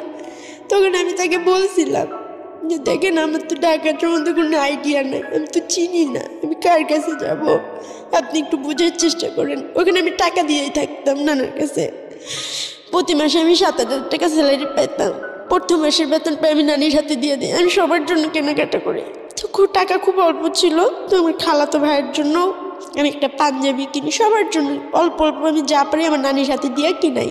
তো সবাই কম বেশি নিলেও, তো ওনাকে আমি সব কিছু অনেক রিকোয়েস্ট করে বললাম যে দেখেন উনি যদি আমার বাবা হয় আর উনি আমার সাথে যা করছে তারপর ওনার কাছে তো ফিরে যাও আমার পক্ষে কী ভয়ানক, উনি তো আবার এরকম করতে পারে, আপনি কেন বুঝেন না? পরে উনি কিছুতেই আমার কথা শুনতেছিল না। তখন ওনার সাথে আমি খুব রাগ বিহেভ করি যে আমি কিন্তু সত্যিটা জানি, আপনার গর্ভে থেকে আমি হইছি না, আপনি হয় আমাকে বিষ খাওয়া মেরা ফেলান, তাহলে আপনার গর্ভে আমাকে আবার নিয়ে নেন, আপনার পেটের মধ্যে ঢুকে যাবো আমি, আপনাকে মেরে ফেলবো, এরকম ধরনের কথা বলি। তারপরে আমি অনেক কান্না করে উনি রুম থেকে বেরিয়ে যাবো, বলে যে দেখো আমি এটাই চাই তুমি ঢাকা চলে যাও, আর যদি কখনো নিজের পায়ে দাঁড়াতে পারো তখন আমাদের সাথে যোগাযোগ করবে, আমরা ভালো একটা ছেলে দিকে বিয়ে দিয়ে দেবো, তার আগে তুমি আসবে না। তখন আমি বলছি যে আপনি যে আমার মা এটা আপনি স্বীকার করেন না, বুঝতেছো? তুমি কী করে ভাবো এটা? তোমাকে তুমি নিজের দিকে তাকায় দেখো তো, তুমি আমার মেয়ে, আমার শুধু একটা ছেলেই আছে, আমার কোনো মেয়ে নেই। আর তোমার মা আমি কেন হবো? তোমার ভাই আমাদের বাসায় কাজ করতো, তোমার ভাইয়া তোমাকে কোথা থেকে নিয়ে আসছে আমরা কিছু জানি না। তো তখন আর আমার কিছু বলার ছিল না। আর মা যেখানে উনি স্বীকার নাও করতে পারে, তারপরে চেহারা সব কিছু মিলা। মানে বিষয়টা কি, মানে আপনার চেহারার দিকে তাকানো, আপনি দেখতে কালো আর আপনার মা সুন্দর ছিল, বিষয়টা কিরকম? এই কারণেই মানে আরেকটা কনফিউশন আমার এখানে তৈরি হয়েছে, সেটা হচ্ছে যে যেটার বলা হলো যে সুইসাইড করেছে আপনার মা, আপনার বাবা কাজের লোককে বিয়ে করেছিল যে কারণে সে ওখান থেকে সুইসাইড করে, তাহলে ডিভোর্সটা হয়েছে তাদের সাথে কি কারণে? এটার এক্সাক্ট রিজনটা কি ওইটাই ছিল? ডিভোর্সটা হয়েছে হচ্ছে ওই যে কাজের মহিলাকে বিয়ে করছে আর সে সুইসাইড করে নাই। আর এই কথাটা আমাদের এই জন্য বলা হয়েছিল যে তার যে আবার বিয়ে হয়েছে, তারা তো মাঝে মাঝে আসে, বছরে একবার 6 মাস পরে একবার বাপের বাড়িতে আসে। তো তার শ্বশুরবাড়ির লোকজন জানতো না তার 2টা সন্তান আছে, তার বিয়ে হয়েছিল, যে কারণে পুরো বিষয়টা কিভাবে ধামাচাপা দেওয়া হয়েছে। হ্যাঁ, আর আমরা জানি যে বাবার কারণে মামারা গেছে, বাবাকে খুব ঘৃণা করতাম, বাবাকে কি ছেলে জাতটাকে ঘৃণা করতাম। তার মানে বিষয়টা এরকম দাঁড়ালো যে আলটিমেটলি আপনার বাবা কোনো এক কাজের মেয়েকে বিয়ে করেছিল, এটা সত্য, এবং সে কারণে আপনার মার সাথে ডিভোর্সটা হয়ে যায়। আর তারপরে তাকে আবার নতুন করে বিয়ে দেওয়া হয়। বিয়ে দিতে গিয়ে আলটিমেটলি আপনাদের দুজনকে পুরোপুরি ধামাচাপা দিয়ে দেওয়া হয়, এবং সেই ধামাচাপার বলি হচ্ছে আপনার বড় ভাই সুইসাইড করে এক সময়, এবং আপনার এই জীবন। আমি দ্ব্যর্থহীন কণ্ঠে বলছি, this is the story that I have ever listen in my life, I don't want to anymore, because আমি আসলে এই ধরনের স্টোরি আর শুনতে চাই না। মানে একটা মানুষকে খুন করার জন্য একটা বুলেট এনাফ, একটা উগ্র মস্তিষ্কের চিন্তা কিছুক্ষণের জন্য এনাফ, এবং আমি যদি বলি যে একটা মানুষকে খুব ভয়ঙ্করভাবে নৃশংসভাবে হত্যা করার জন্যে কিছুক্ষণের জন্য ব্রেনটা ডিসফাংশনের দরকার হয়। কিন্তু এদের 2 ভাই বোনের ক্ষেত্রে এর কথা যদি সত্যি হয়ে থাকে, ও যা বলেছে এখানে, তাহলে এদেরকে যা করা হয়েছে সেটার জন্যে 2টা পরিবারের অনেকগুলো মানুষ প্রতি মোমেন্টে এক একটা মানুষ খুন করেছে, এবং এটার জবাব নাই। আমি জানি যদি আজকে এই রেডিওতে বসে ওদের যদি ঠিকানা রিভিল হয়, ওরা যদি আসলে এরা কারা এটা যদি রিভিল হয়, এদের দিকে সমাজের মানুষজন থুতুও ফেলবে না, মানে ঘেন্নায় থুতো ফেলবে না এই মায়ের প্রতি এবং এই বাপের প্রতি। আমি আজকের অনুষ্ঠান পর্যন্ত আমি সব সময় বলেছি, এবং আমি হয়তো বলবো আজকের এপিসোডে আমি ভুলে যেতে চেষ্টা করব যে with due respect, with the name of almighty Allah, মানে আল্লাহর পরে সবচাইতে মানে প্রেশাস গিফট, সবচাইতে সম্মানের গিফট হচ্ছে মা এবং বাবা। এই জায়গাটার কোনো ধরনের কোনো প্রকার কিছু বলার সুযোগ নাই, বাট মানে আমি নিতে পারছি না। আমি এই বাপ এবং এই মাকে আমি যদি দেখতে পারতাম, আমার থুতু ফেলারও পর্যন্ত রুচি হবে না। Sorry to say, I am sorry না, I am really not sorry. স্টোরিটা কন্টিনিউ করতে দেওয়া উচিত। ওকে প্লিজ বলেন, তারপর কি হলো? আপনাকে ঢাকায় চলে আসতে বলা হলো, তারপর আমার ওনার সাথে জিত করে ওই কথাটাই আমার লাস্ট কথা হয় যে আমি আপনার পেটের মধ্যে ঢুকে যাব, আমি যাবো না ঢাকায়। বলতেছে তোমার জায়গায় আমি থাকলে, বারবার যখন এই কথা বলতেছে কলকাতা থেকে, তুমি সেটা কি করে, কোন মুখ নিয়ে তুমি যে হাঁটো রাস্তায়, তোমার লজ্জা করে না? তোমার জায়গায় আমি থাকলে তো আত্মহত্যা করে মরে যেতাম। আর কত খাবা আমার ভাইদেরটা, আমার মা বাপেরটার কত খাবা? এখন বড় হয়েছে, এখন নিজের মতো করে খাও, ঠিক আছে? আমার বাপ মা আমার ভাই বোনের সম্মানের দিকে তাকায়, তুমি মা প্লিজ চলে যাও যেদিকে পারো। উনি ওকে মা শব্দটা উচ্চারণ করে নেই, সরি। তো আমি এখন নানাকে বললাম, না আপনাকে যে টাকাটা দেওয়া হয়েছে আমি তো কিছু চিনি না, জানি না, আমাকে ওখান থেকে 10,000 টাকা দেন, টাকা দিয়ে হয়তো আমাকে কেউ সাহায্য করবে, হয়তো কেউ রাখবে। উনি বলতেছে না তুমি ঢাকায় যাও, একটা কোনো জায়গায় কারোর সাথে থাকো, আমি তোমাকে পরে যাই দেখে আসবো। বলতেছি আপনি এটা কী বলতেছেন? আমি খালি হাতে কীভাবে বেরোবো, আর আমি রাস্তাঘাট তো কিছু চিনি না। উনি ওকে মাত্র 4,000 টাকা দিলেন। তো ওই মুহূর্তে পাশের বাড়ির একজন লোক, মানে মহিলাটা, উনি আমাকে ছোটোবেলায় খুব আদর করতো। উনি বলতেছে যে দেখো, আমার মামিকে বলতেছে, আমার নানাকে বলতেছে যে ও যাই করে আসছে, ও যদি কেউ হয়, তারপর আমরা সাদা কাগজে বন্ডের সাইন করা ও সমস্ত দায়িত্ব নেব, ওকে আমরা ভালো ছেলে দেখে বিয়ে দিব। এটা পাশের বাড়ির। আচ্ছা। ওই আন্টির নাম হচ্ছে সুলতান আন্টি। ওনার মা আমাকে খুব ভালোবাসতো, উনি আমাকে খুব ভালোবাসতো, ওনার বাবা, মানে ওদের পরিবারটা আমার ভালোবাসতো, মানে এই পাশাপাশি রুম। প্রিয় শ্রোতা, আপনারা শুনছেন প্রাণ মিস্টার ম্যাঙ্গো ক্যান্ডি প্রেজেন্স জীবন গল্প। জীবন গল্পের অতিথির গল্পে আবারও ফিরবো, তার আগে আপনাদেরকে মনে করিয়ে দিচ্ছি, সিচুয়েশন যখন খুব কড়া, মন বসে না কোনো কাজে, তখন মন ঠিক করতে মুখ দিতে পারেন কাঁচা আমের স্বাদে Pran mister mango candy, good mood guaranteed. আমরা ফিরে যাচ্ছি আমাদের অতিথির গল্পে। জি। তারপর ওনাকে বললাম যে দেন আমাকে 10,000 টাকা দেন। তো উনি পুরো 45,000 টাকা আমাকে ছুঁড়ে আমার গায়ের উপরে। তখন আমি ভাবতেছি এত বোকা ছিলাম যে টাকার জন্য আমার নানা আমাকে ভালোবাসবে না, আমার নানা আমার সাথে কথা বলবে না, না না আমি টাকা নিব না, যা হয় হবে। তখন আমি বললাম ঠিক আছে টাকা আপনার কাছে রেখে দেন। তখন নানা কী করলো, আমাকে রাতটা ওখানে থাকতে দেওয়া হলো। নানা আমাকে শাক ভাজি দিয়ে ভাত নিয়ে আসছে। তো আমার নানি সেটা দেখছে, আমি খাইতে চাইনি। তো আমি অনেক বোঝানোর পরে আমার নানা অনেক মায়া করে কথা বলতেছে। আর আমি ছোটোবেলা থেকে একটু ভালোবাসাই চাইছি, দামি পোশাকও চাইনি, ভালো খাবারও চাইনি। অনেক আদর করে বলার পরে মাত্র ভাতের প্লেটে হাতটা রাখছি, আমার নানি এসে ভাতের প্লেটটা ফালাই দিল। কুকুরগুলো ভাতগুলো খেলো। পরে আমার আন্টি যে ছিল, আমার মার যে বোন, ওনার বিয়ে হয়েছে, ওনার ছেলেই আমাকে বলছে জুনি আমার মা হয়। আর একটা মেয়েও আছে, ওনার ছেলে ম্যাট্রিক পরীক্ষা দিছে আমার সমান বসে, এখন কোন ক্লাসে পড়ে আমি জানি না। আর ওনার মেয়ে আছে, ওনার হাজব্যান্ড উনি অনেক সুন্দর। উনি হাজব্যান্ড আমার সাথে ছোটোবেলা অনেক রাব বিয়ে পড়তো, তখন আমি বুঝতাম না। তো আমি ওনাকে ফোন দিই যে আন্টি এরকম এরকম আমাকে তো বের করে দিছে, আপনার বাসায় থাকে কি আমি চাকরি করতে পারবো? ওনার বাসার ওখানে গার্মেন্টস আছে। বলছে হ্যাঁ তুমি চলে আসো, সমস্যা নেই, তুই চাকরি করবা, টাকা দিবা, থাকবা, খাবার, সমস্যা কি? দরকার হলে আমি আমার বাসায় না থাকতে পারলে আরেক বাসায় ঠিক করে দেবো। তখন আমরা আঙ্কেলকে ফোন দেওয়া হয়, রাত হয়ে যায়, রাত 8-9 বাজে। আঙ্কেল আমাকে বলতেছে, ওনাকে আমি আব্বু বলে ডাকতাম। আমি এই জন্য আব্বু বলে ডাকতাম, উনি যে স্পর্শ আমাকে করতো আমার খুব বাজে লাগতো। তো ওনাকে আমি বাবা বলে ডাকতাম। তো বলতেছে আব্বু আমি কিন্তু আসতেছি। তো উনি বলতেছে দেখো তুমি সব পাইবা, তোমাকে জামা কিনে দিব, ভালো ড্রেস আপ দেবো, সব দিব, কিন্তু তোমার আমার সাথে থাকতে হবে, আমার সাথে ফিজিক্যাল করতে হবে, আমার যখন ইচ্ছা তখন তোমার সাথে ফিজিক্যাল করতে হবে। আমি বলতেছি আমি আপনাকে বাবা বলে ডাকছি, এটা কীভাবে সম্ভব? এর থেকে তো মরে যাওয়াই ভালো। তো ওনার মনে এতটুকু আমার জন্য দয়া হয় না, ওনারা কিন্তু মেয়ে আছে। উনি বলতেছে এটা না হলে তুমি আমার বাসায় যেতে পারবা না। ভাগ্য কত নিষ্ঠুর হয়ে আমার জন্য দাঁড়াইছিল, এতে আমার কোনো দোষ ছিল? তো আমি আন্টিকেও আর কিছু বলতে পারলাম না যে আন্টি আঙ্কেল আমাকে এই কথা বলতেছে, আর ওনাকে আমি বাবা বলে যেখানে ডাকি। তো আমি ওনার রাস্তায় বাসার সামনে যেয়ে ফিরে আসলাম। তো যেই মেয়েটার সাথে আমি কাজ করি, ওই যে আমার অপারেটর ছিল, ও ঢাকায় আসতো, পরে ওর বাসায় আমাকে নিয়ে গেল। মেয়েটাই স্মোকিং করতো। তো ওই রাতে আমি অনেকগুলা 1 প্যাকেট সিগারেট কিনি, সিগারেট খাইতে পারতাম না, বাট আমি ট্রাই করি সিগারেট খাওয়ার জন্য। এই মানুষগুলো সিগারেট খেলে কষ্ট চলে যায়।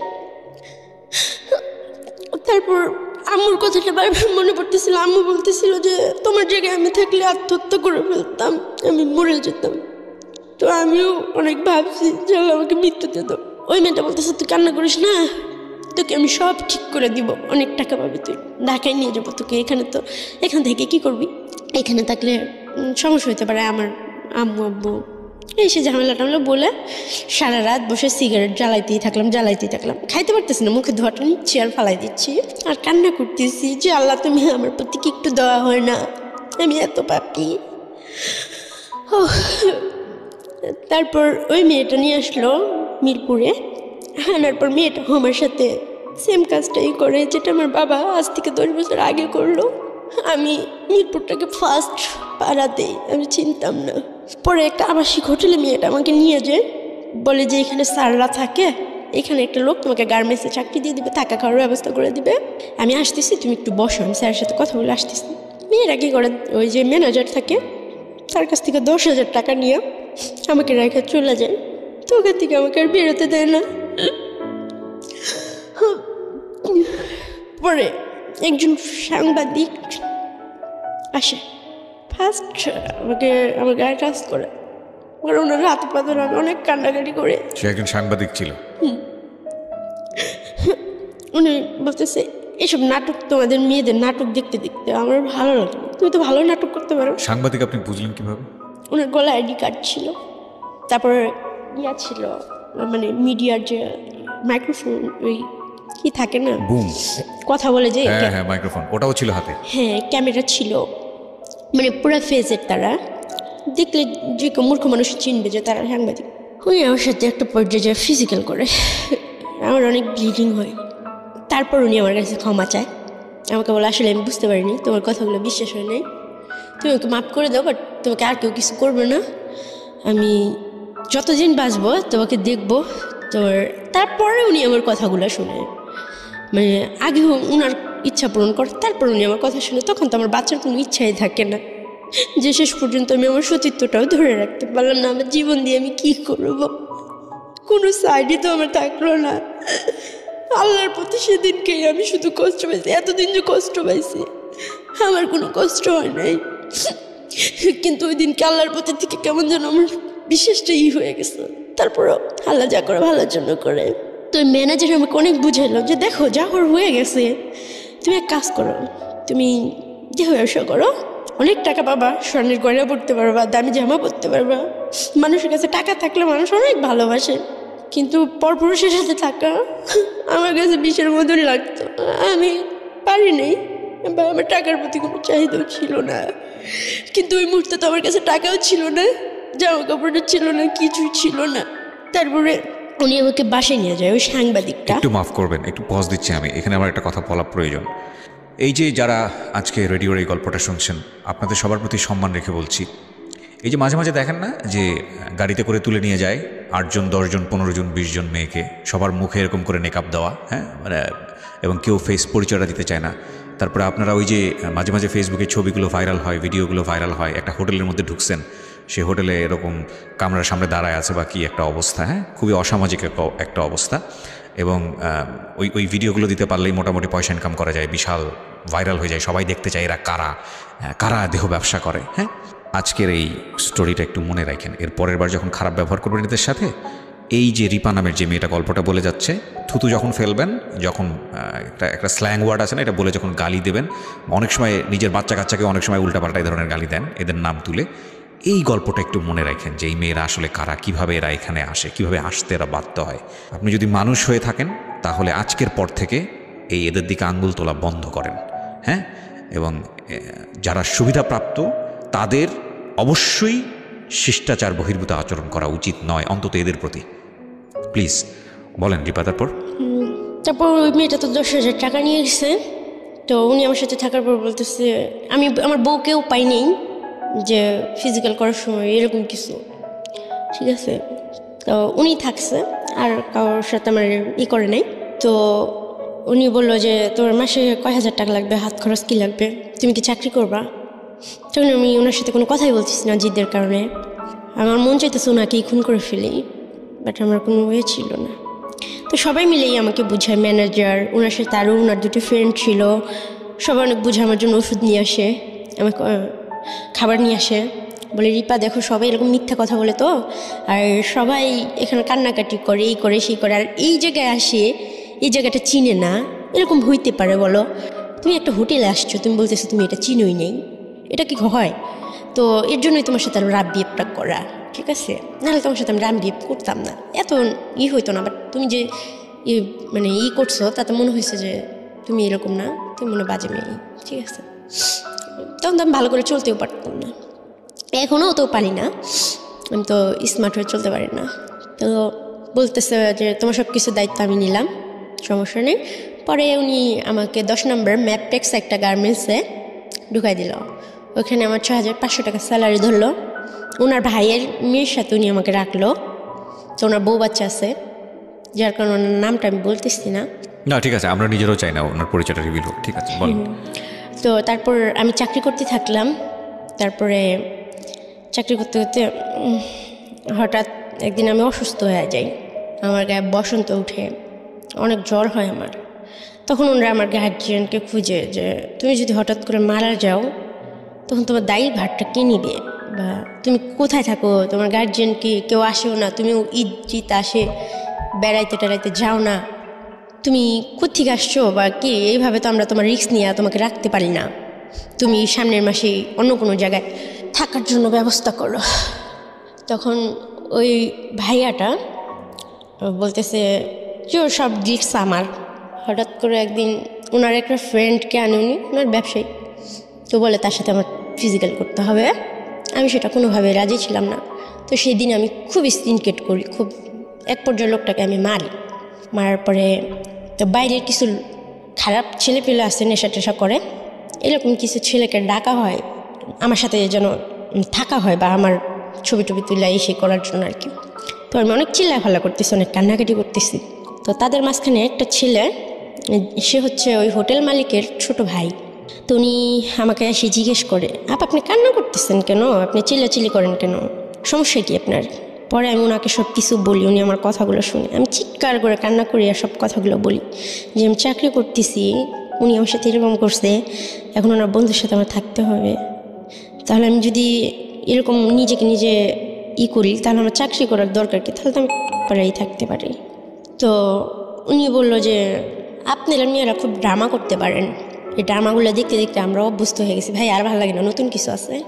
তো আমি বলতেছি আপনার কাছে ড্রামা মনে হইতেছে, আপনি নেটে সার্চ দিয়ে দেখেন আমি কোত্থেকে আসছি, কীভাবে আসছি, আপনি তো শিক্ষিত মানুষ, আপনি একটু যাচাই করেন। আর আমি আজকে এখানে মরে যাব, কিন্তু কারোর সাথে আমি কোনোভাবে ফিজিক্যাল রিলেশন করব না, হয় আমি বাঁচবো নয় আমি মরে যাব, তবে আমি এইভাবে বাঁচবো না।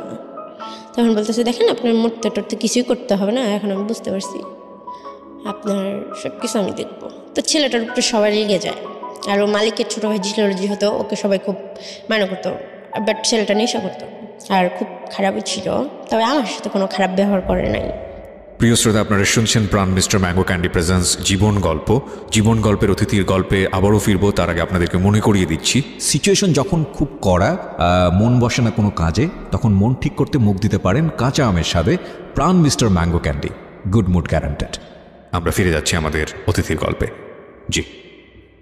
তো ওখান থেকে ছেলেটা আমাকে ওর এক ফ্রেন্ডের বাসায় নিয়ে যায়, পরে ওর বাসায় ওর বউর সাথে আমার থাকা হয়।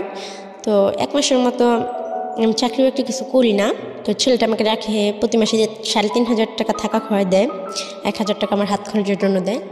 কিন্তু ওকে ভালো লাগার কারণ যে ও কখনো আমাকে স্পর্শ করে নাই বা বলে নাই যে আমার সাথে ফিজিক্যাল করতে হবে। আমি ওকে বারবার জিজ্ঞেস করতাম যে আপনি কোন স্বার্থে এগুলো করতেছেন, আপনি কি আমাকে বেচে দিবেন? আমাকে ভালো ড্রেস কিনে দিচ্ছে, পার্লারে নিয়ে গেছে, বলছে তুমি এই করো, চুল কাটো, চুলটা এইভাবে কালার করো, এই করো সেই করো, বুড় প্লাক করো, অনেক কিছু বলতেছে, উন্নাটা এইভাবে পরবা, জামাটা এইভাবে পরবা, এই জুতা পরবা, লিপস্টিক পরবা, অনেক কিছু বলতেছে। এরকম করতে করতে, এটা 2016 সালের ঘটনা বলতেছি আমি। ছেলেটা আমার সাথে বাইরে আমাকে ঘুরতে নিয়ে যায়, ছেলেটা ফার্স্ট আমাকে খাবার মুখে তুলে খাওয়ায় দেয়, একটা বিছনা নিয়ে বসতে দেয়। তো এগুলো আমার জীবনে সত্যি খুব অকল্পনীয় ছিল, যেগুলো আমি নিজেকে খুব ছোট মনে করতাম, যে আমাকে নিয়ে কেউ কখনো রাস্তায় ফুচকা খাইতে বসে নেই, আমার সাথে কেউ কথা বলে নেই, আর আমাকে মুখ তুলে কেউ খাবার খাওয়াই দেয় নাই। তো এই ছেলেটা আমাকে খাওয়াই দিছে, ঘুরতে নিয়ে গেছে, বাট কখনো এই রিক্সা বসে যে ছেলেরা হাতে এই করে সেই করে, সেগুলো এই ছেলেটা কখনো করে নাই। তো আমি ওকে ভালোবাসবো বা ভালোবাসা শব্দটা বা স্বামীর সংসার এগুলো কখনো আমার মধ্যে ছিল না, বাট ও আমার ভিতরে এগুলো জাগাইছে বা বুঝাইছে, দেখাইছে, চেষ্টা করছে, অনেক কিছু করছে। ও আমি করতে চাইনি, বাধ্য হয়েছি, মানে ভালোবাসা। আসলে আমি জানি না এটা ভালোবাসা ছিল কি না, আমি তো বুঝি না আসলে ভালোবাসা কি। তো ও আমাকে একটা রুম নিয়ে দেয় পরের মাসে, সাবলেট। রুমটা অনেক সুন্দর, এটা হচ্ছে টেকনিক্যাল দারুস সালাম থানার সাথে, বাসাটা 6 তলায়।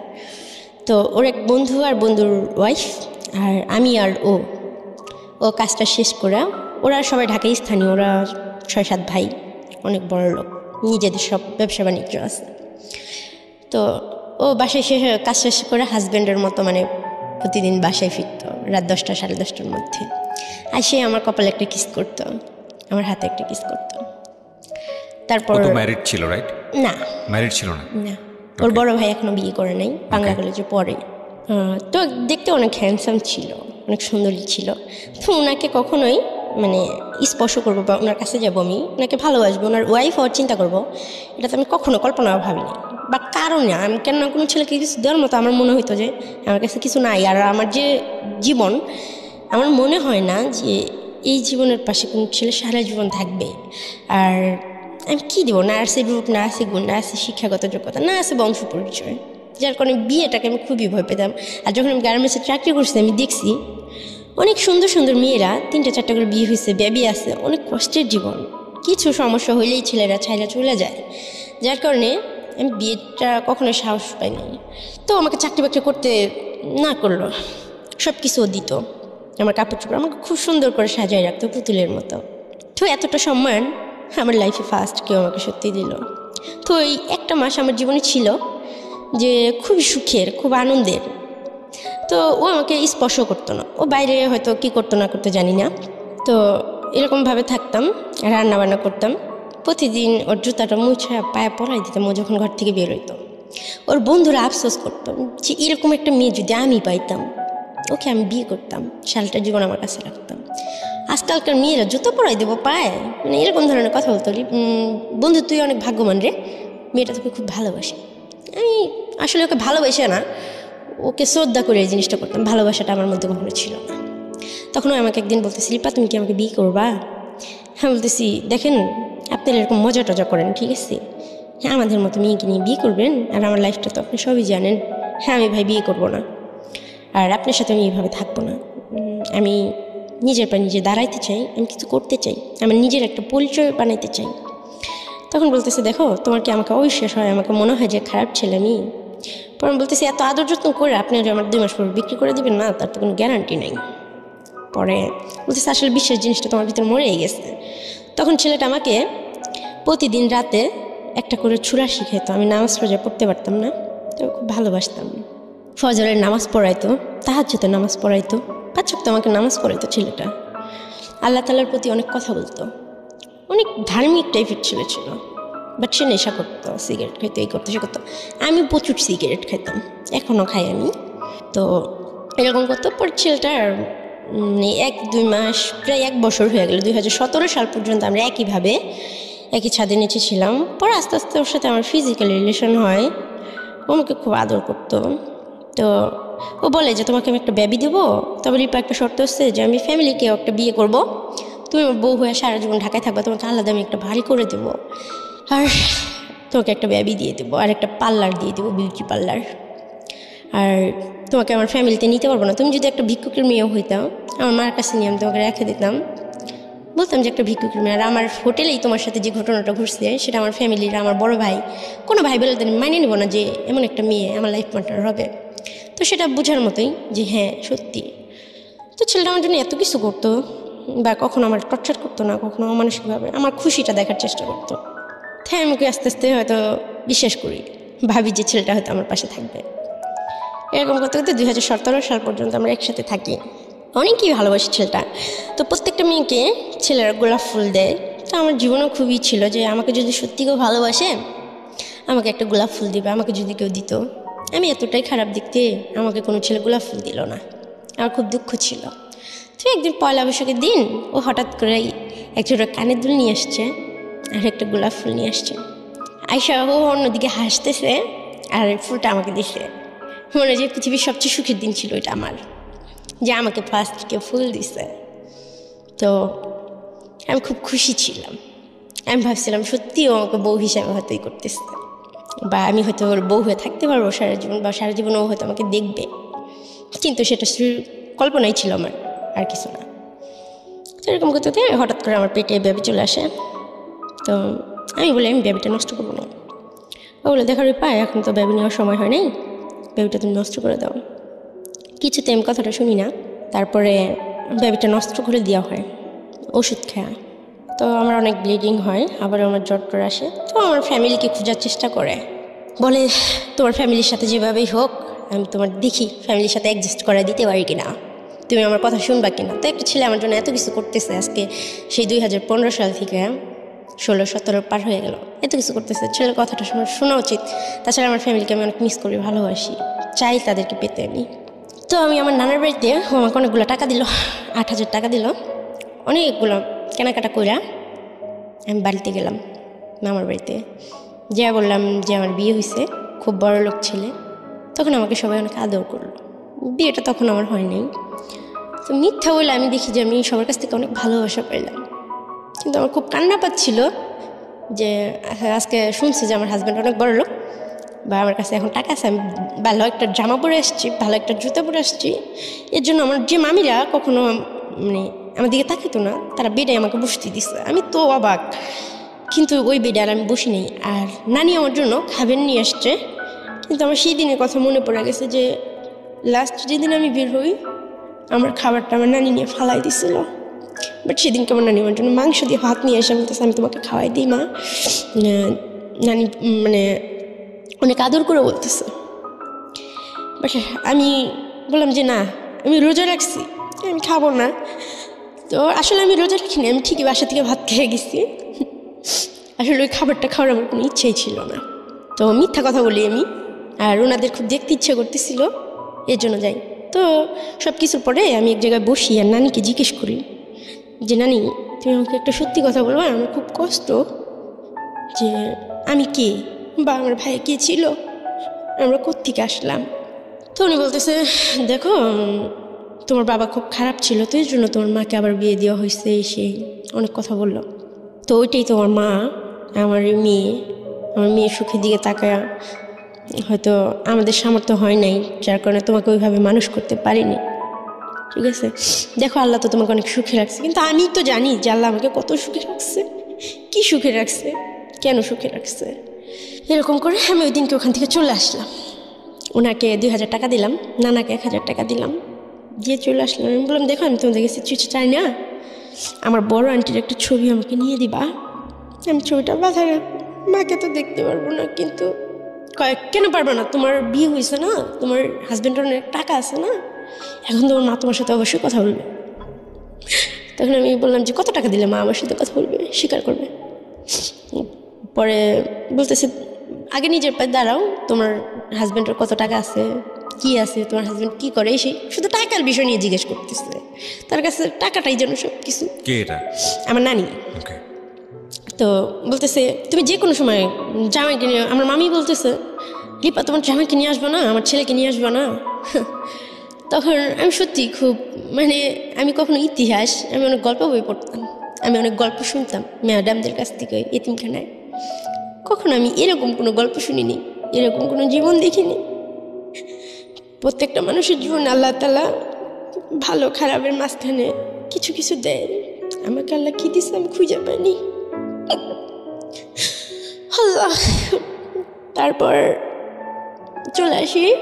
তো কিছুদিন পর আমার ওই বড় আন্টি বাড়িতে আসে, ওনার কিডনির সমস্যা, ওনার ব্লাড লাগবে, ওনার ব্লাড হচ্ছে ও নেগেটিভ। মানিকগঞ্জ সদরে উনি ভর্তি হয়। তো আমার নানি আমাকে ফোন দিয়ে বলে বিষয়টা, আমার ব্লাডটা ও নেগেটিভ। আমি যাই সাথে সাথে হসপিটালে। তার কয়েকদিন আগে আমি বেবি নষ্ট করছি, আমার এমনিতে অনেক ব্লিডিং হয়েছে। ডাক্তার আমাকে বলে যে দেখো তোমার ব্লাড নেওয়া যাবে না। তো আমি বললাম কেন ডাক্তার? পরে বলতেছে উনি তোমার কী হয়? আমি কই আমার আন্টি হয়। পরে উনি অক্সিজেন নিতেছিল, ডাক্তার কিছুতে নেবে না, বলতেছে তোমার শরীরের যে অবস্থা, তোমার এখন ব্লাড নিলে তুমি অসুস্থ হয়ে যাবে। কিন্তু আমার আম্মুর জন্য আমি জানি যে উনি আমার মা, ওনার জন্য আমি কিছু করতে পারবো, একটু রক্ত দিতে পারবো। আমার যদি এটা মৃত্যু হইতো আমি খুব শান্তি পাইতাম। তো অনেক রিকোয়েস্ট করে এক পর্যায়ে ডাক্তার পায়ে ধরে নিই যে ডাক্তার আমার রক্ত নেন, আমার রক্তে কোনো ভেজাল নাই, আমার রক্তে কোনো পাপ নাই, আমি কালো দেখে কেউ আমার রক্তে দেওয়া যাবো না ওনাকে। তো বলতেছে না রে মা এরকম না বিষয়, ঠিক আছে তোমার যখন সাহস আছে তবে ভালো খাওয়া দাওয়া করো। বললাম ঠিক আছে। তো ওনাকে রক্ত দিছি। উনি যখন জানতে পারছে উনি হাত থেকে স্যালাইনের ইটি খুলে ফেলছে, ছিটায় বিটায়। হ্যাঁ ওর রক্ত আমার শরীরে কেন দিয়ে হয়েছে এই সেই, ও আমার জীবনের সব ধ্বংস, ও আমার সামনে যেন কখনো না আসে। অনেক চিল্লাচিল্লি করলো, অনেক কিছু করলো। তো তার কিছুদিন পরে, মাসখানিক পরে, এটা 2017 সালের কথা বলতেছি, 16-17 মাসখানে আর কি, আমার সঠিক মনে নেই, উনি কিছুদিন পরে মারা যায়। কেন মারা যায়? ওনার কিডনির সমস্যা, হঠাৎ করে উনি মারা যায়। তো তার 2 দিন পর আমি জানতে পারি, আমাকে ওই খালাতো ভাই ফোন দিয়ে বলে যে আপু তোমার আম্মু তো মারা গেছে। কিন্তু আমার খুব আশা ছিল যে আমার মাকে আমি একবার হলেও হয়তো মা বলে ডাকতে পারবো, বা সেটা হয় না। আমি এতটাই খারাপ সন্তান ছিলাম যে আমার মাকে মা বলে ডাকতে পারিনি। উনি কি মৃত্যুসজ্জায়ও কি আপনাকে ডাকে নাই? না, স্বীকার করে নাই আমাকে। তো আমার নানা নানিও আমাকে বলে নাই কথাটা। তার কিছুদিন আগে কিন্তু আমি রক্ত দিয়ে আসলাম। তো আমি খুবই ভাঙে পড়ে, জ্বালা তুমি এটা কী করলা? সে বাইচা ছিল, সুখী ছিল, আমার কোনো দুঃখ ছিল না, কিন্তু আশা ছিল যে একদিন হয়তো কথা বলতে পারবো, বা আমি হয়তো বড় লোক হয়ে গেলে আমার মা আমার সাথে কথা বলবে। আমি টাকার নেশায় একটা সময় পাগল হয়ে গেছিলাম, যেভাবেই হোক আমি টাকা অ্যারেঞ্জ করবো, আমার মার সাথে কথা বলবো, একবার আমার মাকে আমার বুকে জড়া ধরবো। তখন আমার কোনোদিন দামি জামা নিতে ইচ্ছে করে নেই, কিন্তু আমার মার সাথে কথা বলার জন্য দামি জামা দরকার ছিল, ভালো জুতার দরকার ছিল।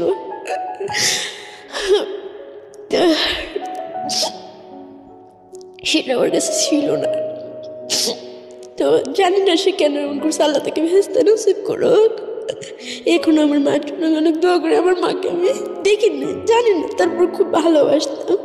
মা শব্দটাকে আমি খুব ভালোবাসতাম, সবার মাকে আমি খুব সম্মান করি। আমি কিন্তু মার কাছ থেকে কিছু পাইনি। তারপর আমি বলি সবাইদেরকে, মা যতই খারাপ হোক, তারপর মাকে কখনো কষ্ট দেওয়া আমার মনে হয় উচিত না। আমার গর্ভে যখন 2 মাসের একটা বেবি আসছিল, 2 মাসের যন্ত্রণায় আমি বুঝছি যে মা হওয়া কতটা কষ্টকর।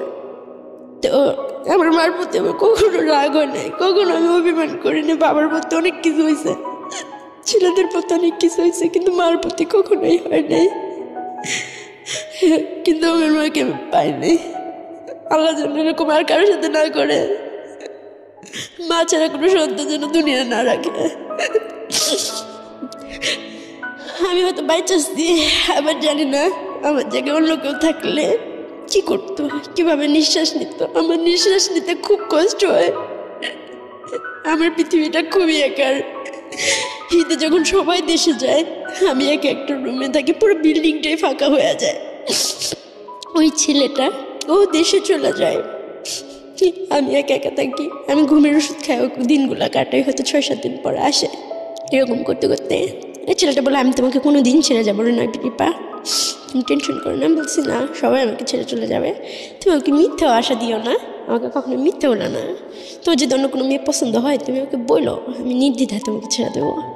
ও আমার মার মৃত্যুর কথাটা শুনে ও আমাকে অনেক সান্ত্বনা দেয়, আমার পাশে থাকে, আমাকে অনেক ভালোবাসে।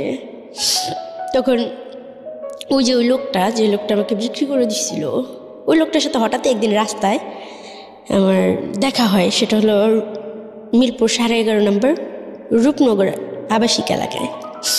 দেখা হওয়ার সাথে সাথে আমি খুব ভাবের সাথে হাইটে চলে যাওয়ার চেষ্টা করি, কিন্তু আমি আশায় থাকি যে উনি বোধহয় আমাকে পিছন থেকে ডাকবে, বাট উনি আমাকে ডাকে না।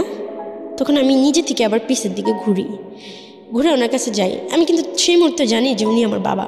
যার পরে ওনাকে আমি জিজ্ঞেস করি, আপনি আমার সাথে এরকম কিছু করছেন, ঠিক আছে, আমি আপনার কোনো কিছু বলবো না, কিন্তু একটা সত্যি কথা বলবেন, মানে কোনো বাবাকে এরকম করতে পারে?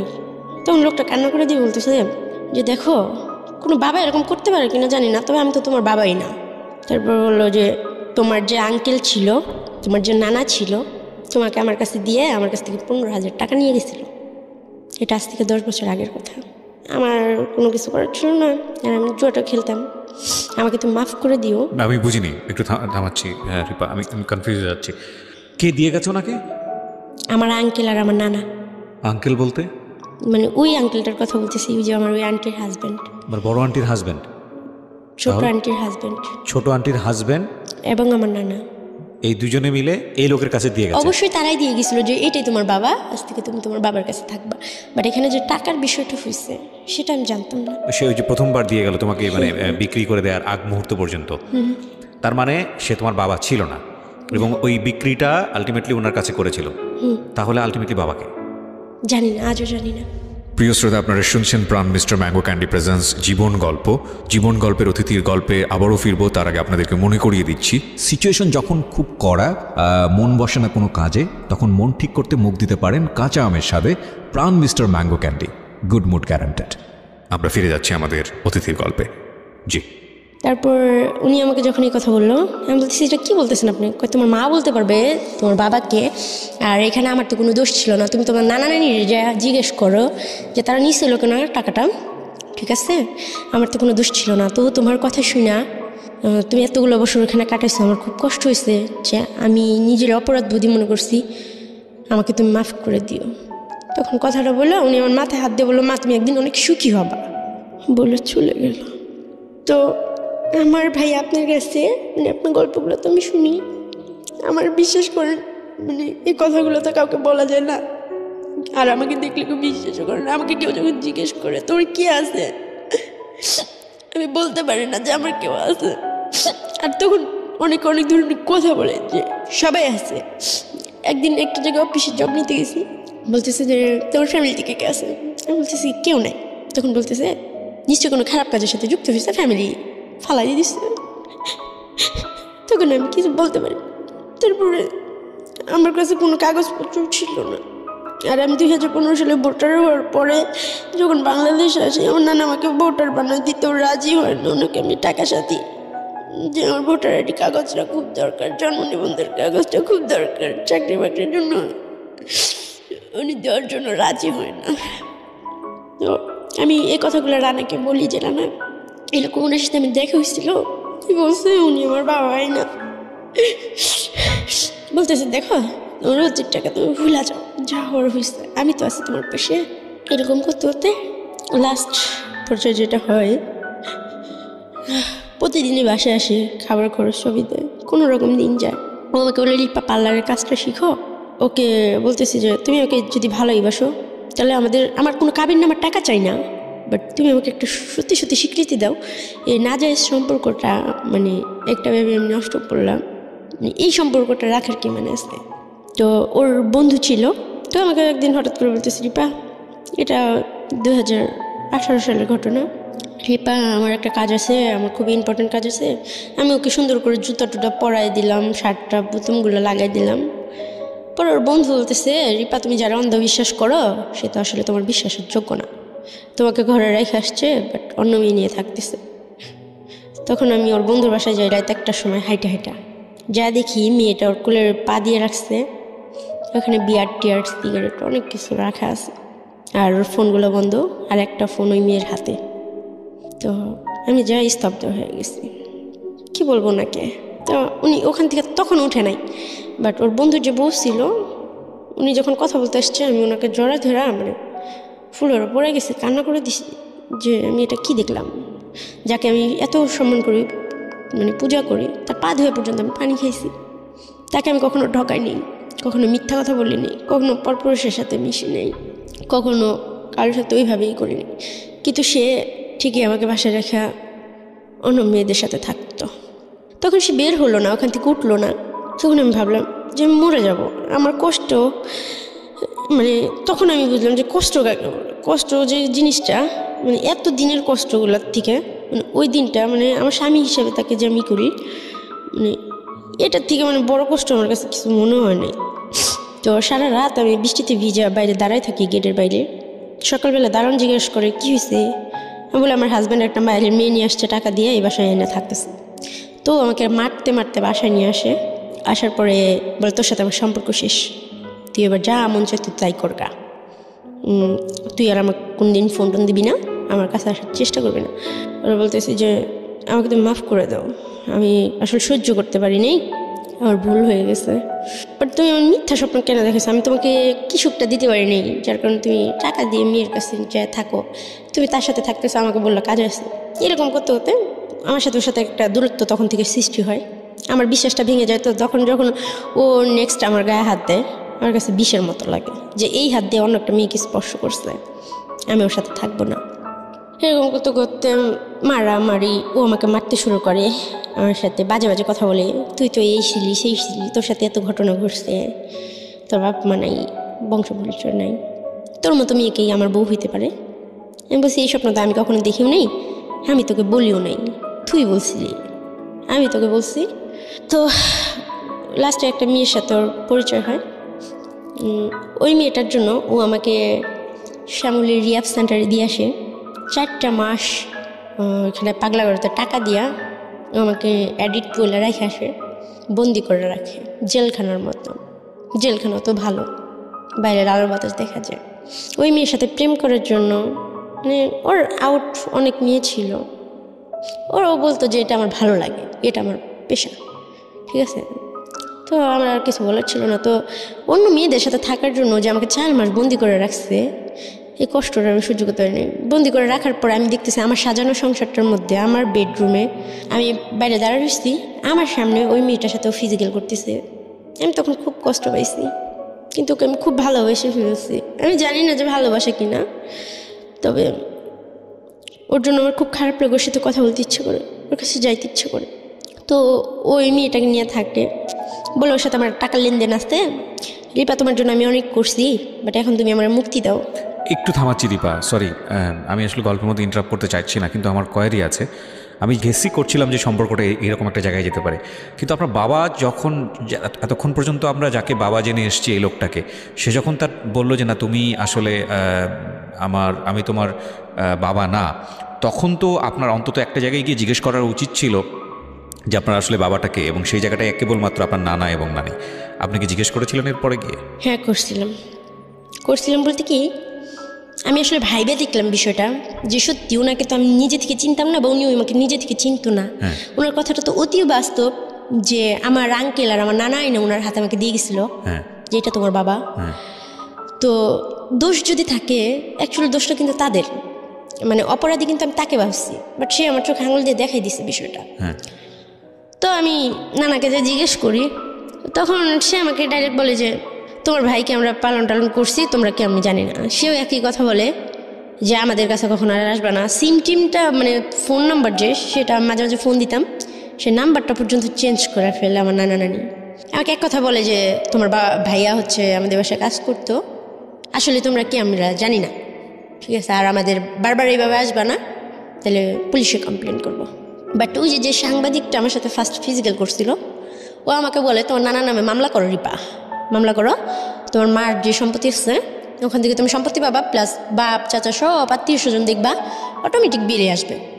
আমি তখন বললাম যে হ্যাঁ, আমি এতগুলো বছর এত কষ্ট করছি, যেখানে তার স্বীকৃতি দেয় নাই, নিজে থেকে পরিচয় দেওয়ার প্রয়োজন মনে করে নাই, ভালোবাসে নাই, এই ঝামেলা টামেলা করতে যায় শুধু পুলিশের ফেস হব।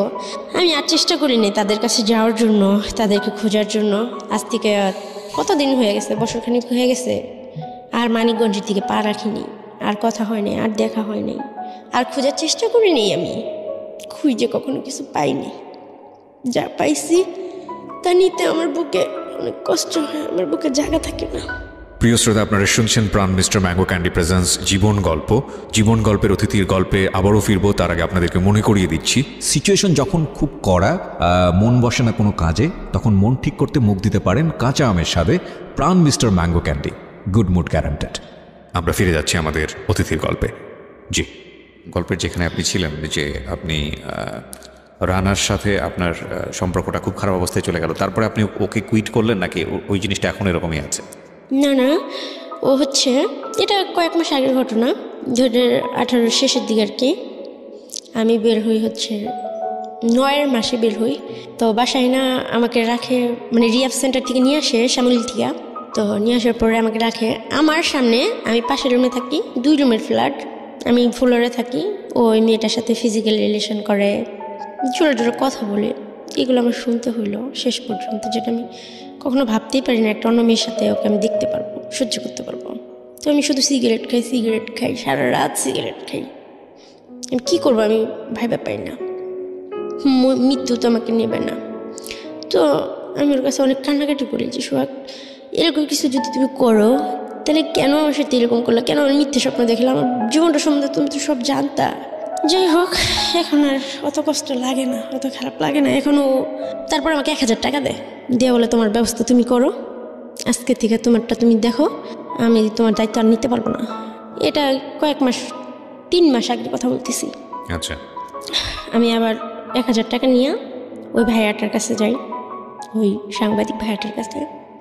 ওনার এক ফ্রেন্ডের পরিচিত ছিল, টেকনাপ বলছি যে কী বলো এটা, ঈশ্বরদী, পাবনা ঈশ্বরদী, রূপপুর মোড়ের ওখানে আমি যাই, ওখানে আমি থাকি ওনার ফ্রেন্ডের বাসায়।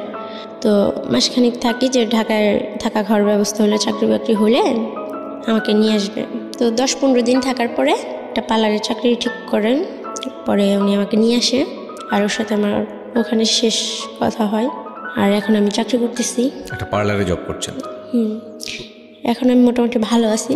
আমার কষ্টটা শুধু এই জায়গায় যে আমার যে লাইফটা, এতগুলো মানুষের সাথে আমি পরিচিত, কিন্তু আসলে আমি কাউকে চিনলাম না।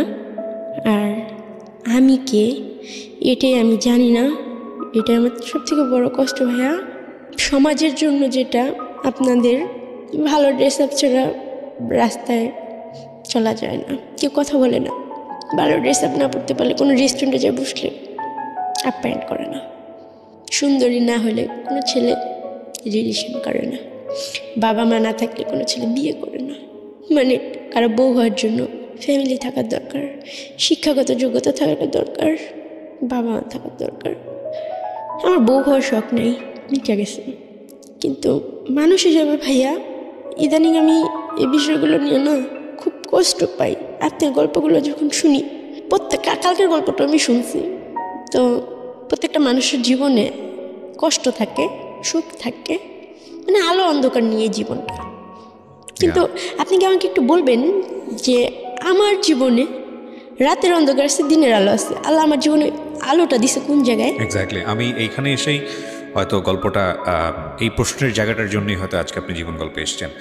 আমি আপনার পুরো গল্পটা শুনেছি, হ্যাঁ, একদম শুরু থেকে শেষ পর্যন্ত। আমার এন্টায়ার মানে রেডিও ক্যারিয়ারে আমি কখনো এত ভয়াবহ গল্প আমি কখনো শুনিনি। আমার মনে আছে আমি বর্ষার জীবন গল্প প্রচার করেছিলাম যখন আমি এবিসি রেডিওতে ছিলাম। দ্যাট ওয়াজ লাইক পুরো রেডিও ইন্ডাস্ট্রিকে শেক করেছিল ওই রাতের বেলা, যে ঝাঁকুনি দিয়েছিল যে এরকম একটা গল্প রেডিওতে প্রচার হতে পারে। অনেক গল্প এসছে, কিন্তু আমার কাছে মনে হলো, আমার তখনই মনে হয়েছিল যে আর এত হাই ভলিউমের, এত হাই পাওয়ারের কোনো গল্প হয়তো রেডিওতে আর কখনো আসবে না। কিন্তু আজকে আমি বলতে বাধ্য হলাম, এবং আজকের পর থেকে আমি বিশ্বাস করব যে আপনি যে গল্পটা বলে গেলেন সেই গল্প বর্ষাকেও ছাপিয়ে গেল। সেই গল্প হয়তো আপনার ভবিষ্যতে হয়তো এমন কেউ একজন আসবে যে হয়তো আপনাকেও ছাপিয়ে যাবে। মানুষ এতটা ড্রামাটিক লাইফ লিড করতে পারে, আমি বলি জীবন নাটকের চেয়েও নাটকীয়, কিন্তু এতটাই হতে পারে এটা আমারও জানা ছিল না। দেখেন, আমি কয়েকটা কথা বলি আপনাকে। একটা যেটা হচ্ছে যে আপনার না পাওয়ার জায়গাগুলো অনেক বড়। এই জায়গাগুলোতে সান্ত্বনা দেওয়ার মতো কিচ্ছু নাই, আমার হাতে কিচ্ছু নাই।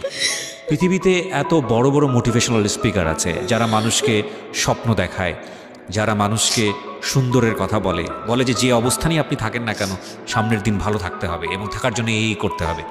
আমার খালি মনে হয়েছে আজকের এই গল্পটা শোনানোর সময়টাতে এই গল্পটা যদি তাদের কাছে নিয়ে যাওয়া যেত, তারা আসলে কি জবাব দিতেন।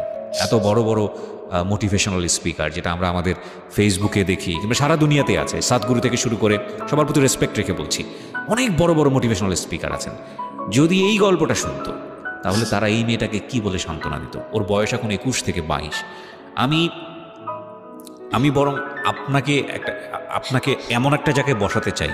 আমি আপনাকে কোনো মোটিভেশন দিচ্ছি না, কোনো পজিটিভ কথা বলতে চাচ্ছি না। আমি বরং শুধু এতটুকু বলতে চাই যে এত কিছুর পরেও আপনি বেঁচে আছেন, এত কিছুর পরেও আপনি প্রতিদিন হাসেন, প্রতিদিন কাঁদেন, জীবনকে সন্ধান করে যাচ্ছেন। সুতরাং আপনি বরং আমাদের একটা বড় মোটিভেশনের জায়গা। আমি এটাকে এইভাবেই দেখতে চাই। আমি গল্পের ওই জায়গায় খোঁজ করতে চাই না আপনার বাবাকে, আপনার মাকে, আপনার ভাইটার কি হলো, বা আপনার নানা যিনি ছিলেন তাকে গিয়ে কোনো প্রশ্নও করতে চাই না। এগুলো প্রশ্ন করলে এগুলোর জন্যে যদি কেউ দায়ী হয়, তাকে পৃথিবীর কোনো শাস্তি নাই, একমাত্র আল্লাহ যদি শাস্তি দেয় সেটা অন্য হিসাব। এছাড়া পৃথিবীর কোনো শাস্তি নাই। আপনার প্রতি যে আচরণটা করা হয়েছে বা যারা এটার জন্য দায়ী, পৃথিবীর কোনো শাস্তি নেই। 1000 বার ফাঁসি দিলেও আমার মনে হয় না যে শাস্তি তাদের জন্য ঠিক হবে। সুতরাং তাদের খোঁজ না করাটাই বেটার।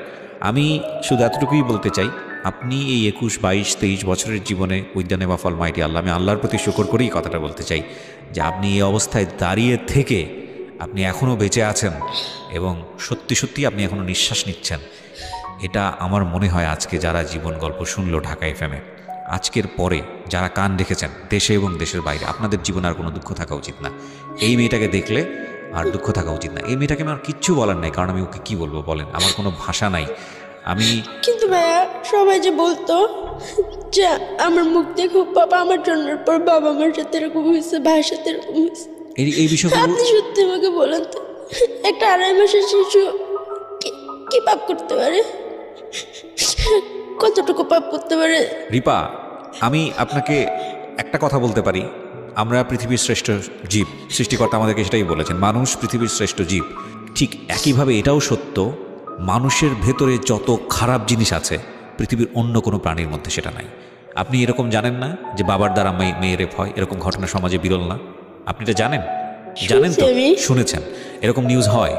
আপনি কি এটা জানেন না যে 2-3-4 বছরের একটা বাচ্চা তাকে রেপ করেছে, গ্যাং রেপের শিকার হয়েছে, এবং তারপরে সেখান থেকে 3 তলা থেকে 4 তলা থেকে নিচে ফেলে দেওয়া হয়েছে এবং তারপরে সে মারা গেছে? আপনি এটা জানেন না? জানি ভাইয়া। তাকে মেরে বিছানার নিচে লুকিয়ে রাখা হয়েছে, খাটের নিচে লুকিয়ে রাখা হয়েছে, পরে পুলিশ গিয়ে সে লাশ উদ্ধার করেছে। এটা জানেন না? জানেন তো। এই মানুষের দ্বারা এটা একটা সম্ভব, এই মানুষের দ্বারাই সম্ভব। বিজ্ঞান হয়তো বলবে সে বিকৃত মস্তিষ্ক, বিজ্ঞান হয়তো বা বলবে যে সে মানসিকভাবে সে ভারসাম্য অবস্থায় ছিল না, কিন্তু এই মানুষ এই ধরনের কাজগুলো করে, সে যে অবস্থায় থাকুক না কেন। আচ্ছা, মানুষের মনে না হয় দয়া থাকে না ভাইয়া? মানে আমি আজকে বললাম, মনে হয় যে আমার মুখটা অনেক হালকা হয়েছে, যে আমার কথাগুলো এত ধৈর্য ধরে কেউ শুনলো বা আমি কাউকে বলতে পারলাম। কিন্তু আমি মাঝে মাঝে খুব নামাজ পড়ি, আল্লাহর কাছে তাহাজ্জুদ নামাজ পড়ি, আমি করি। আমি এখনও বলি যে আমি জানি না আসলে আমার বাবা মাকে, আর আমি মনে করি যে আমার বাবা মা কখনোই খারাপ হতে পারে না, কেননা এখনও আমি আল্লাহর পথে থাকার চেষ্টা করি, সৎ পথে থাকার চেষ্টা করি। আর আমি যদি একটা খারাপ মানুষের সন্তান হইতাম তাহলে অবশ্যই তার কিছু বৈশিষ্ট্য আমার ভিতরে থাকতো। আমি মনে করি মানুষ হিসেবে আমার মনটা যথেষ্ট ভালো, আমি কখনো কারো ক্ষতি চাই নেই, আজও চাই না, আমার শত্রুরও চাই না। আল্লাহকে বলি যে তারা যেখানে থাকুক ভালো থাকুক, আর কোনো বাবা মা যেন, অন্তত কোনো মা যেন সন্তানকে এইভাবে যেন একা ছেড়ে না দেয়। দরকার হলে তারা যেন বিষ খাওয়া মায়েরা তারপর অন্যজনের সাথে বিয়ে করে, কিন্তু এইভাবে বাবা মার কাছে, আত্মীয় স্বজনের কাছে ফেলে রেখা সন্তানের জীবনটা যেন নষ্ট না করে। এটা আপনার মেসেজ। কিন্তু জি, আল্লাহর কেন ওর প্রতি একটু দয়া হয় না ভাই বলবেন? সে তো অনেক মহান, দয়ার সাগর, অনেক কথা শুনি তার সম্বন্ধে। আমি তো জানা মতো ভাইয়া যাই না, শুনি না, কখনো কারো 10 টাকা চুরিও করিনি। এখনও অনেকেই যায় যে আমি ভালো জামা পরতে পারি না, কোথাও যাইতে পারি না, আল্লাহর প্রতি কোনো অভিযোগ করি না, কিন্তু আল্লাহ কেন আমার প্রতি একটু দয়া করে না? আমি আপনাকে এই প্রশ্নের উত্তর দিচ্ছি। আপনি খুব গুরুত্বপূর্ণ একটা প্রশ্ন করেছেন। আমি আমার ব্যক্তিগত জায়গা থেকে বলি। হ্যাঁ, মানে বিষয়টা হচ্ছে এরকম যে সৃষ্টিকর্তা নিশ্চয়ই আপনাকে ভালোবাসেন। হ্যাঁ, আপনার হয়তো না পাওয়া আছে, আপনার হয়তো কষ্ট আছে, এবং আপনার অনেক অভিযোগ আছে। সেই অভিযোগগুলো প্রত্যেক মানুষের জীবনেই কম বেশি আছে। আপনি এর চেয়েও খারাপ অবস্থায় থাকতে পারতেন না। আপনি এখন যে অবস্থায় আছেন, ধরেন আপনি জানি আমার চাইতে অনেক বেশি খারাপ অবস্থায়, বা আরও 10 জন মানুষ যে অবস্থায় আছে তার চেয়েও অনেক বেশি খারাপ অবস্থায় আছেন, কিন্তু এর থেকেও তো আপনি আপনার জায়গা থেকে বলেন, এর থেকেও তো আপনি ভয়ঙ্কর রকমের একটা খারাপ অবস্থায় থাকতে পারতেন না? ভাইয়া, রাস্তায় আমি একদিন একটা ভিক্ষুক দেখছি, বুঝছেন, 2টা পা নাই। তো ওর সন্ধ্যার পরে একটা মহিলা তাকে কোলে করে নিয়ে যাচ্ছে। তো আমি জিজ্ঞেস করলাম, আন্টি এটা কে হয় আপনার? বলতেছে আমার ছেলে। সেদিন আমি আল্লাহর কাছে দুহাত তুলে বললাম যে আল্লাহ, তুমি কি ওই ছেলেটার জায়গায় আমাকে রাখতে পারলা না, যে আমার মা আমাকে কোলে করে নিয়ে যেত? আমি ভিক্ষা করতাম সারাদিন, আমি না খেয়ে আসি, এটা আমার কষ্ট না ভাইয়া। আমি খাইতে পারিনি, পড়তে পারিনি, এটা আমার কষ্ট না। ঘুমাইতে পারিনি, এটা আমার কষ্ট না। আমার কষ্ট হলো এই জায়গায় যে এতগুলো মানুষের মাঝে কোনো মানুষের আমার খুব জানতে ইচ্ছা করে ভাই আমি কে, বা আসলে আমার বাবা মা কে ছিল, মানে এইগুলো জানতে ইচ্ছা করে, বা কেন আমার কেউ আপন কেউ নাই। মানে কষ্টটা আমার এই জায়গায় যে আমার আপন বলতে কেউ নাই, আমার ব্লাড রিলেশন বলতে কেউ নাই, আমার পরিচয় দেওয়ার মতো কেউ নাই, আমার যাওয়ার মতো কোনো জায়গা নেই। আমি প্রচণ্ড ধর্মভীরু একজন মানুষ, ভয়ঙ্কর রকমের ধর্মভীরু একজন মানুষ, এবং সৃষ্টিকর্তার উপর আমার অগাধ বিশ্বাস। আমি সেই বিশ্বাসের জায়গা থেকে হয়তো আমি আপনাকে ডিফাইন করতে পারবো না যে সিচুয়েশনগুলো আজকে আপনি এখানে বললেন, আমি সেই বিশ্বাসের জায়গা থেকে এতটুকুই বলতে পারি যে কথা তিনিই বলেছেন, যে নেভার বি হোপলেস, কখনোই আসলে নিরাশ হওয়ার প্রয়োজন নাই। আপনার 22 বছরের জীবন, আপনি যেই ঘটনার মধ্য দিয়ে গেছেন, সেখানে আপনাকে অবশ্যই মানে কোনো কথা বলে সান্ত্বনা দেওয়ার মতো, কোনো কিছু বলার মতো আমার কাছে কোনো ভাষা নাই।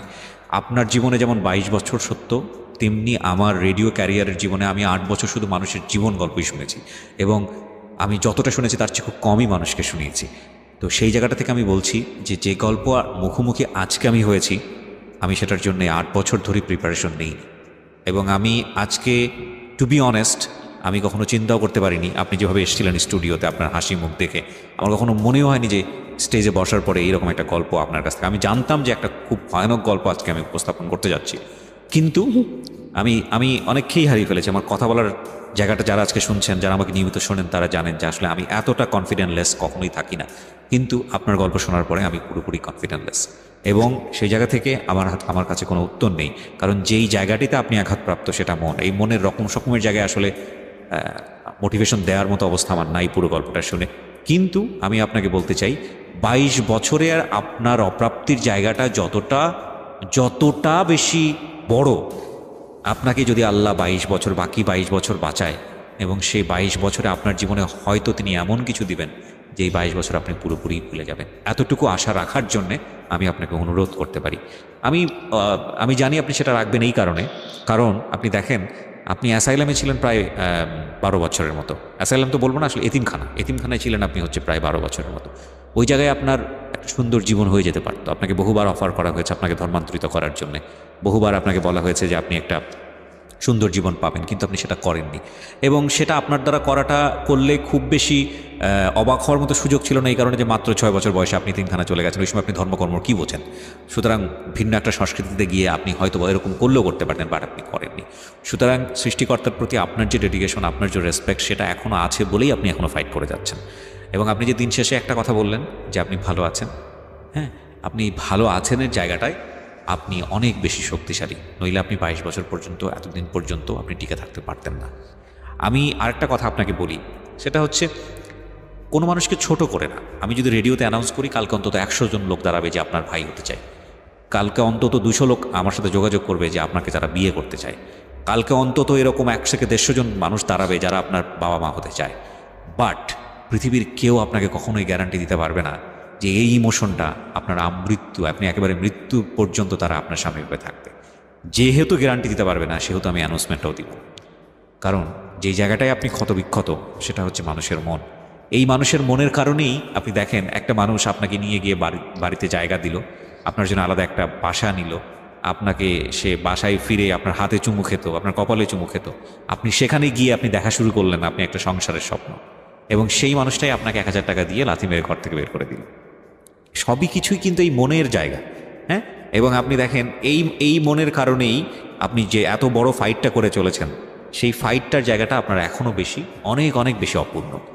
হ্যাঁ, পরিবার আপনাকে হয়তো কেউ কখনো দিতে পারবে, আপনার যে সুন্দর একটা স্বপ্নের জায়গায় আপনার জীবনে একটা হাজব্যান্ড আসবে, সেই জায়গাটায় আমি একেবারেই নিরাশ হতে চাই না। আপনার এই পুরো গল্পটা জানার পরে আপনার জীবনে যদি এরকম কেউ একজন আসেন এবং সে যদি আপনার সব কিছু ভুলিয়ে দেন, আপনাকে যদি একটা সুন্দর জীবনের স্বপ্ন দেখান, আমি খুব বেশি অবাক হব না। এরকম মানুষ আসতেই পারেন।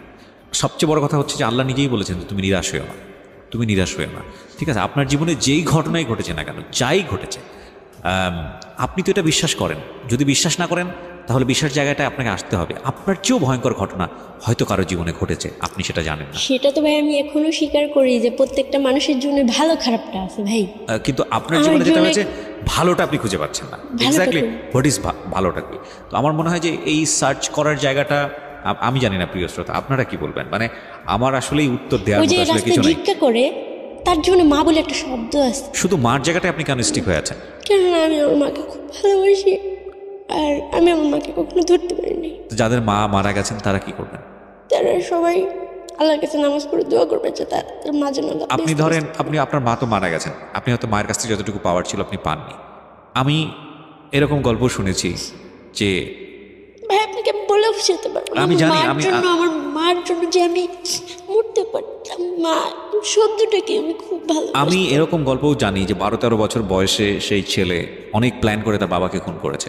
আমি এরকম গল্পও জানি এবং সেটা আমি প্রচারও করেছি। সেটাও তো তার জীবনে একটা বাবা। তো ওর কাছে প্রার্থনাটা কি? এরকম বাবা থাকার চেয়ে না থাকাটা ভালো ছিল। আপনি তো আপনার পুরো জীবন জুড়ে মাকে খুঁজে পেলেন, আবার পেলেন না, পরিচয় পেলেন, আবার পেলেন না, একটা মিস্ট্রি।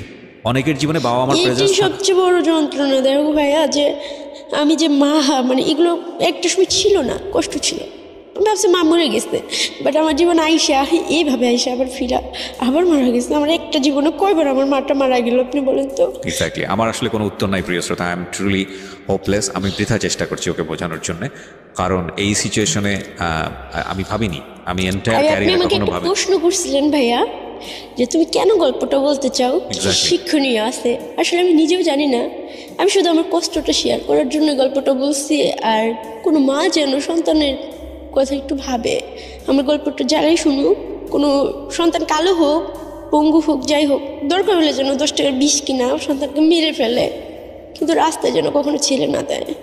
আমি এটাই বলতে চাই। আর মামা মামিরা মানে এতটা নিষ্ঠুরতা যেন না করে। কারণ আমরা তো রক্ত মাংস করা মানুষ, সবাই যেন একটু ভাবে নিজের মন থেকে। এক্স্যাক্টলি, আপনার জায়গা থেকে আপনি চমৎকারই বলেছেন। আমি যদি একটু আপনাকে আপনার জীবনটা নিয়ে জিজ্ঞেস করি, এত কিছুর পরে আপনি পজিটিভ যদি বলেন আপনার লাইফ নিয়ে, আপনি ভবিষ্যৎ জীবনটা কি করতে চান আপনার নিজের জায়গা থেকে? ভাইয়া আমি একটা বিউটি পার্লার দিতে চাই, আর আমার যদি কখনো টাকা পয়সা হয় আমি একটা সেলাই সেন্টার খুলবো, আর পার্লারটাও আমার থাকবে, প্লাস রাস্তায় যে বাচ্চাগুলো থাকে, আমার অনেক টাকা হইলে আমি কখনো বিয়ে করব না, এটা আমি আশা করি। জানি না ভাগ্যে কী আছে, আল্লাহ জানে সব। আল্লাহ জানি না আমার কোনো পাপের ফলই হয়তো হবে, আল্লাহ আমাকে মাফ করুক। আমি ওই অনাথ বাচ্চাগুলো নিয়ে ওই এতিমখানায় যেভাবে দিন কাটাতাম, আমি ওদের পড়াশোনা শিখাবো, কোরআন পড়া শিখাবো, নামাজ পড়া শিখাবো। ওকে, যে কয়টা বাচ্চাকে পারি, 10টা বাচ্চা হলেও নিয়ে আমি থাকবো। এতক্ষণে আমি বলার মতো কিছু পেয়েছি। সো আপনার হাতে 3টা জিনিস আছে। একটা হচ্ছে আপনি একটা সেলাই সেন্টার করতে চান, আপনি একটা এতিম বাচ্চাদের নিয়ে একটা ইনস্টিটিউশন করতে চান, আর আপনি কিছু পয়সা রোজগার করতে চান এইসব কাজের জন্য, রাইট? মানে আমি সামাজিকভাবে বাঁচার জন্য কিছু পয়সা রোজগার করতে চান। তো যেই মানুষটার স্বপ্ন থাকে সেই মানুষটা মরে যায় না। So you have a dream. আপনি এভাবে চিন্তা করেন যে আপনার যেহেতু স্বপ্ন আছে, আপনার এই কাজগুলো করা উচিত, এবং এটা এমন স্বপ্ন না যে স্বপ্ন আপনি পূরণ করতে পারবেন না। এবং এই যে আপনি যেই দুঃখটা পেয়েছেন, আপনি যদি সত্যি সত্যি একটা এতিমখানা করতে পারেন, তাহলে আপনার মতো বাচ্চারা যারা ওখানে আসবে তাদের দুঃখটা আপনি বুঝতে পারবেন, তাদের তো আপনি মা হতে পারবেন। এইটুকুর জন্যে আপনার বেঁচে থাকা উচিত এবং খুব সুন্দর করে চিন্তা করা উচিত। সো ওটুকু করার পরে আপনি তখন যদি আপনি করতে পারেন, এবং করার জন্যে ইনশাআল্লাহ আমার পক্ষ থেকে দোয়া থাকবে, চেষ্টা থাকবে নিশ্চয়ই, কারণ আপনি মাত্র 22 বছর, আপনার জীবনে এখন অনেক দূর সামনে যাওয়ার আছে। বাট আপনার যে এত সুন্দর একটা স্বপ্ন আছে, এই স্বপ্নটা বাস্তবায়ন করা পর্যন্ত আপনার ফাইট করা উচিত। You are a born fighter, আপনি জন্মগতভাবে একজন যোদ্ধা, এবং আপনি যুদ্ধ করেছেন এমন এমন কঠিন জায়গাতে যেখানে টিকে থাকাই খুব মুশকিল। তো আপনি যুদ্ধ করে যদি এত দূর আসতে পারেন, তাহলে আপনার অবশ্যই একটা এতিমখানা করা উচিত আপনার মতো বাচ্চাদের জন্য। এবং আপনি তাদের কষ্ট যতটা বুঝবেন, আমি কিবরিয়া বা যারা পরিবারে বড় হয়েছে তারা কখনোই ওই কষ্টটা বুঝবে না। সুতরাং আমি চাইবো যে আপনি ধ্যান জ্ঞান সব কিছুই 3টার দিকে দেন, যে আপনাকে কিছু পয়সা রোজগার করতে হবে বৈধ উপায়, এবং আপনি একটা এতিমখানা করতে চান, এবং আপনি পথ শিশুদের জন্য কাজ করতে চান, আপনি যেটা বলছিলেন একটু আগে। আমি আজকের অনুষ্ঠানটা প্রিয় শ্রোতা এখানেই শেষ করছি। আমি আবারও বলছি যে আমার আসলে বলার কিছু নেই। আমি শুধু, আপনারা দেখেছেন পুরো অনুষ্ঠানটা আমি শুনেছি, আমি 2 শব্দ পর্যন্ত করিনি। আমি আমার এন্টায়ার এই লাইফ স্টোরি বেসড ক্যারিয়ারে this is the first time আমি বলতে বাধ্য হচ্ছি, I don't have any word for her. আমার নাই, কোনো ওয়ার্ড নাই, এবং এইটাই আমার অনেস্ট ওপিনিয়ন, এইটাই আমার ভিতর থেকে যা এসছে ওটাই আমি ওর জন্য বলেছি। ওর সাথে আমার যোগাযোগ থাকবে, এবং কেউ যদি ওর সাথে কোনোভাবেই যোগাযোগ করতে চান ওর স্বপ্ন পূরণের জন্যে, বা ইন দ্য সেন্স আপনি যদি মনে করেন যে না ওকে, আমরাও যদি মনে করি বা ও যদি মনে করে যে না ওর সঙ্গে কমিউনিকেট করা উচিত, সেক্ষেত্রে আমার ফেসবুকের যে পার্সোনাল আইডিটি আছে সেখানে এসে আপনারা নক দেবেন, যেটা অলরেডি ট্যাগ করা আছে ঢাকা এফএমের পেজে কিংবা আমার RJ কিবরিয়া পেজে। এছাড়া আমার ইউটিউবে যে ভিডিও দেওয়া আছে ওখানে ট্যাগ করা আছে। আমরা যদি প্রয়োজন মনে করি, প্রাসঙ্গিক মনে করি, আমরা আমাদের এই বোনটির সঙ্গে আপনাদের যোগাযোগ করিয়ে দেব। Thank you very much. এরকম আর গল্প কখনো শুনতে চাই না, শুনতে চাই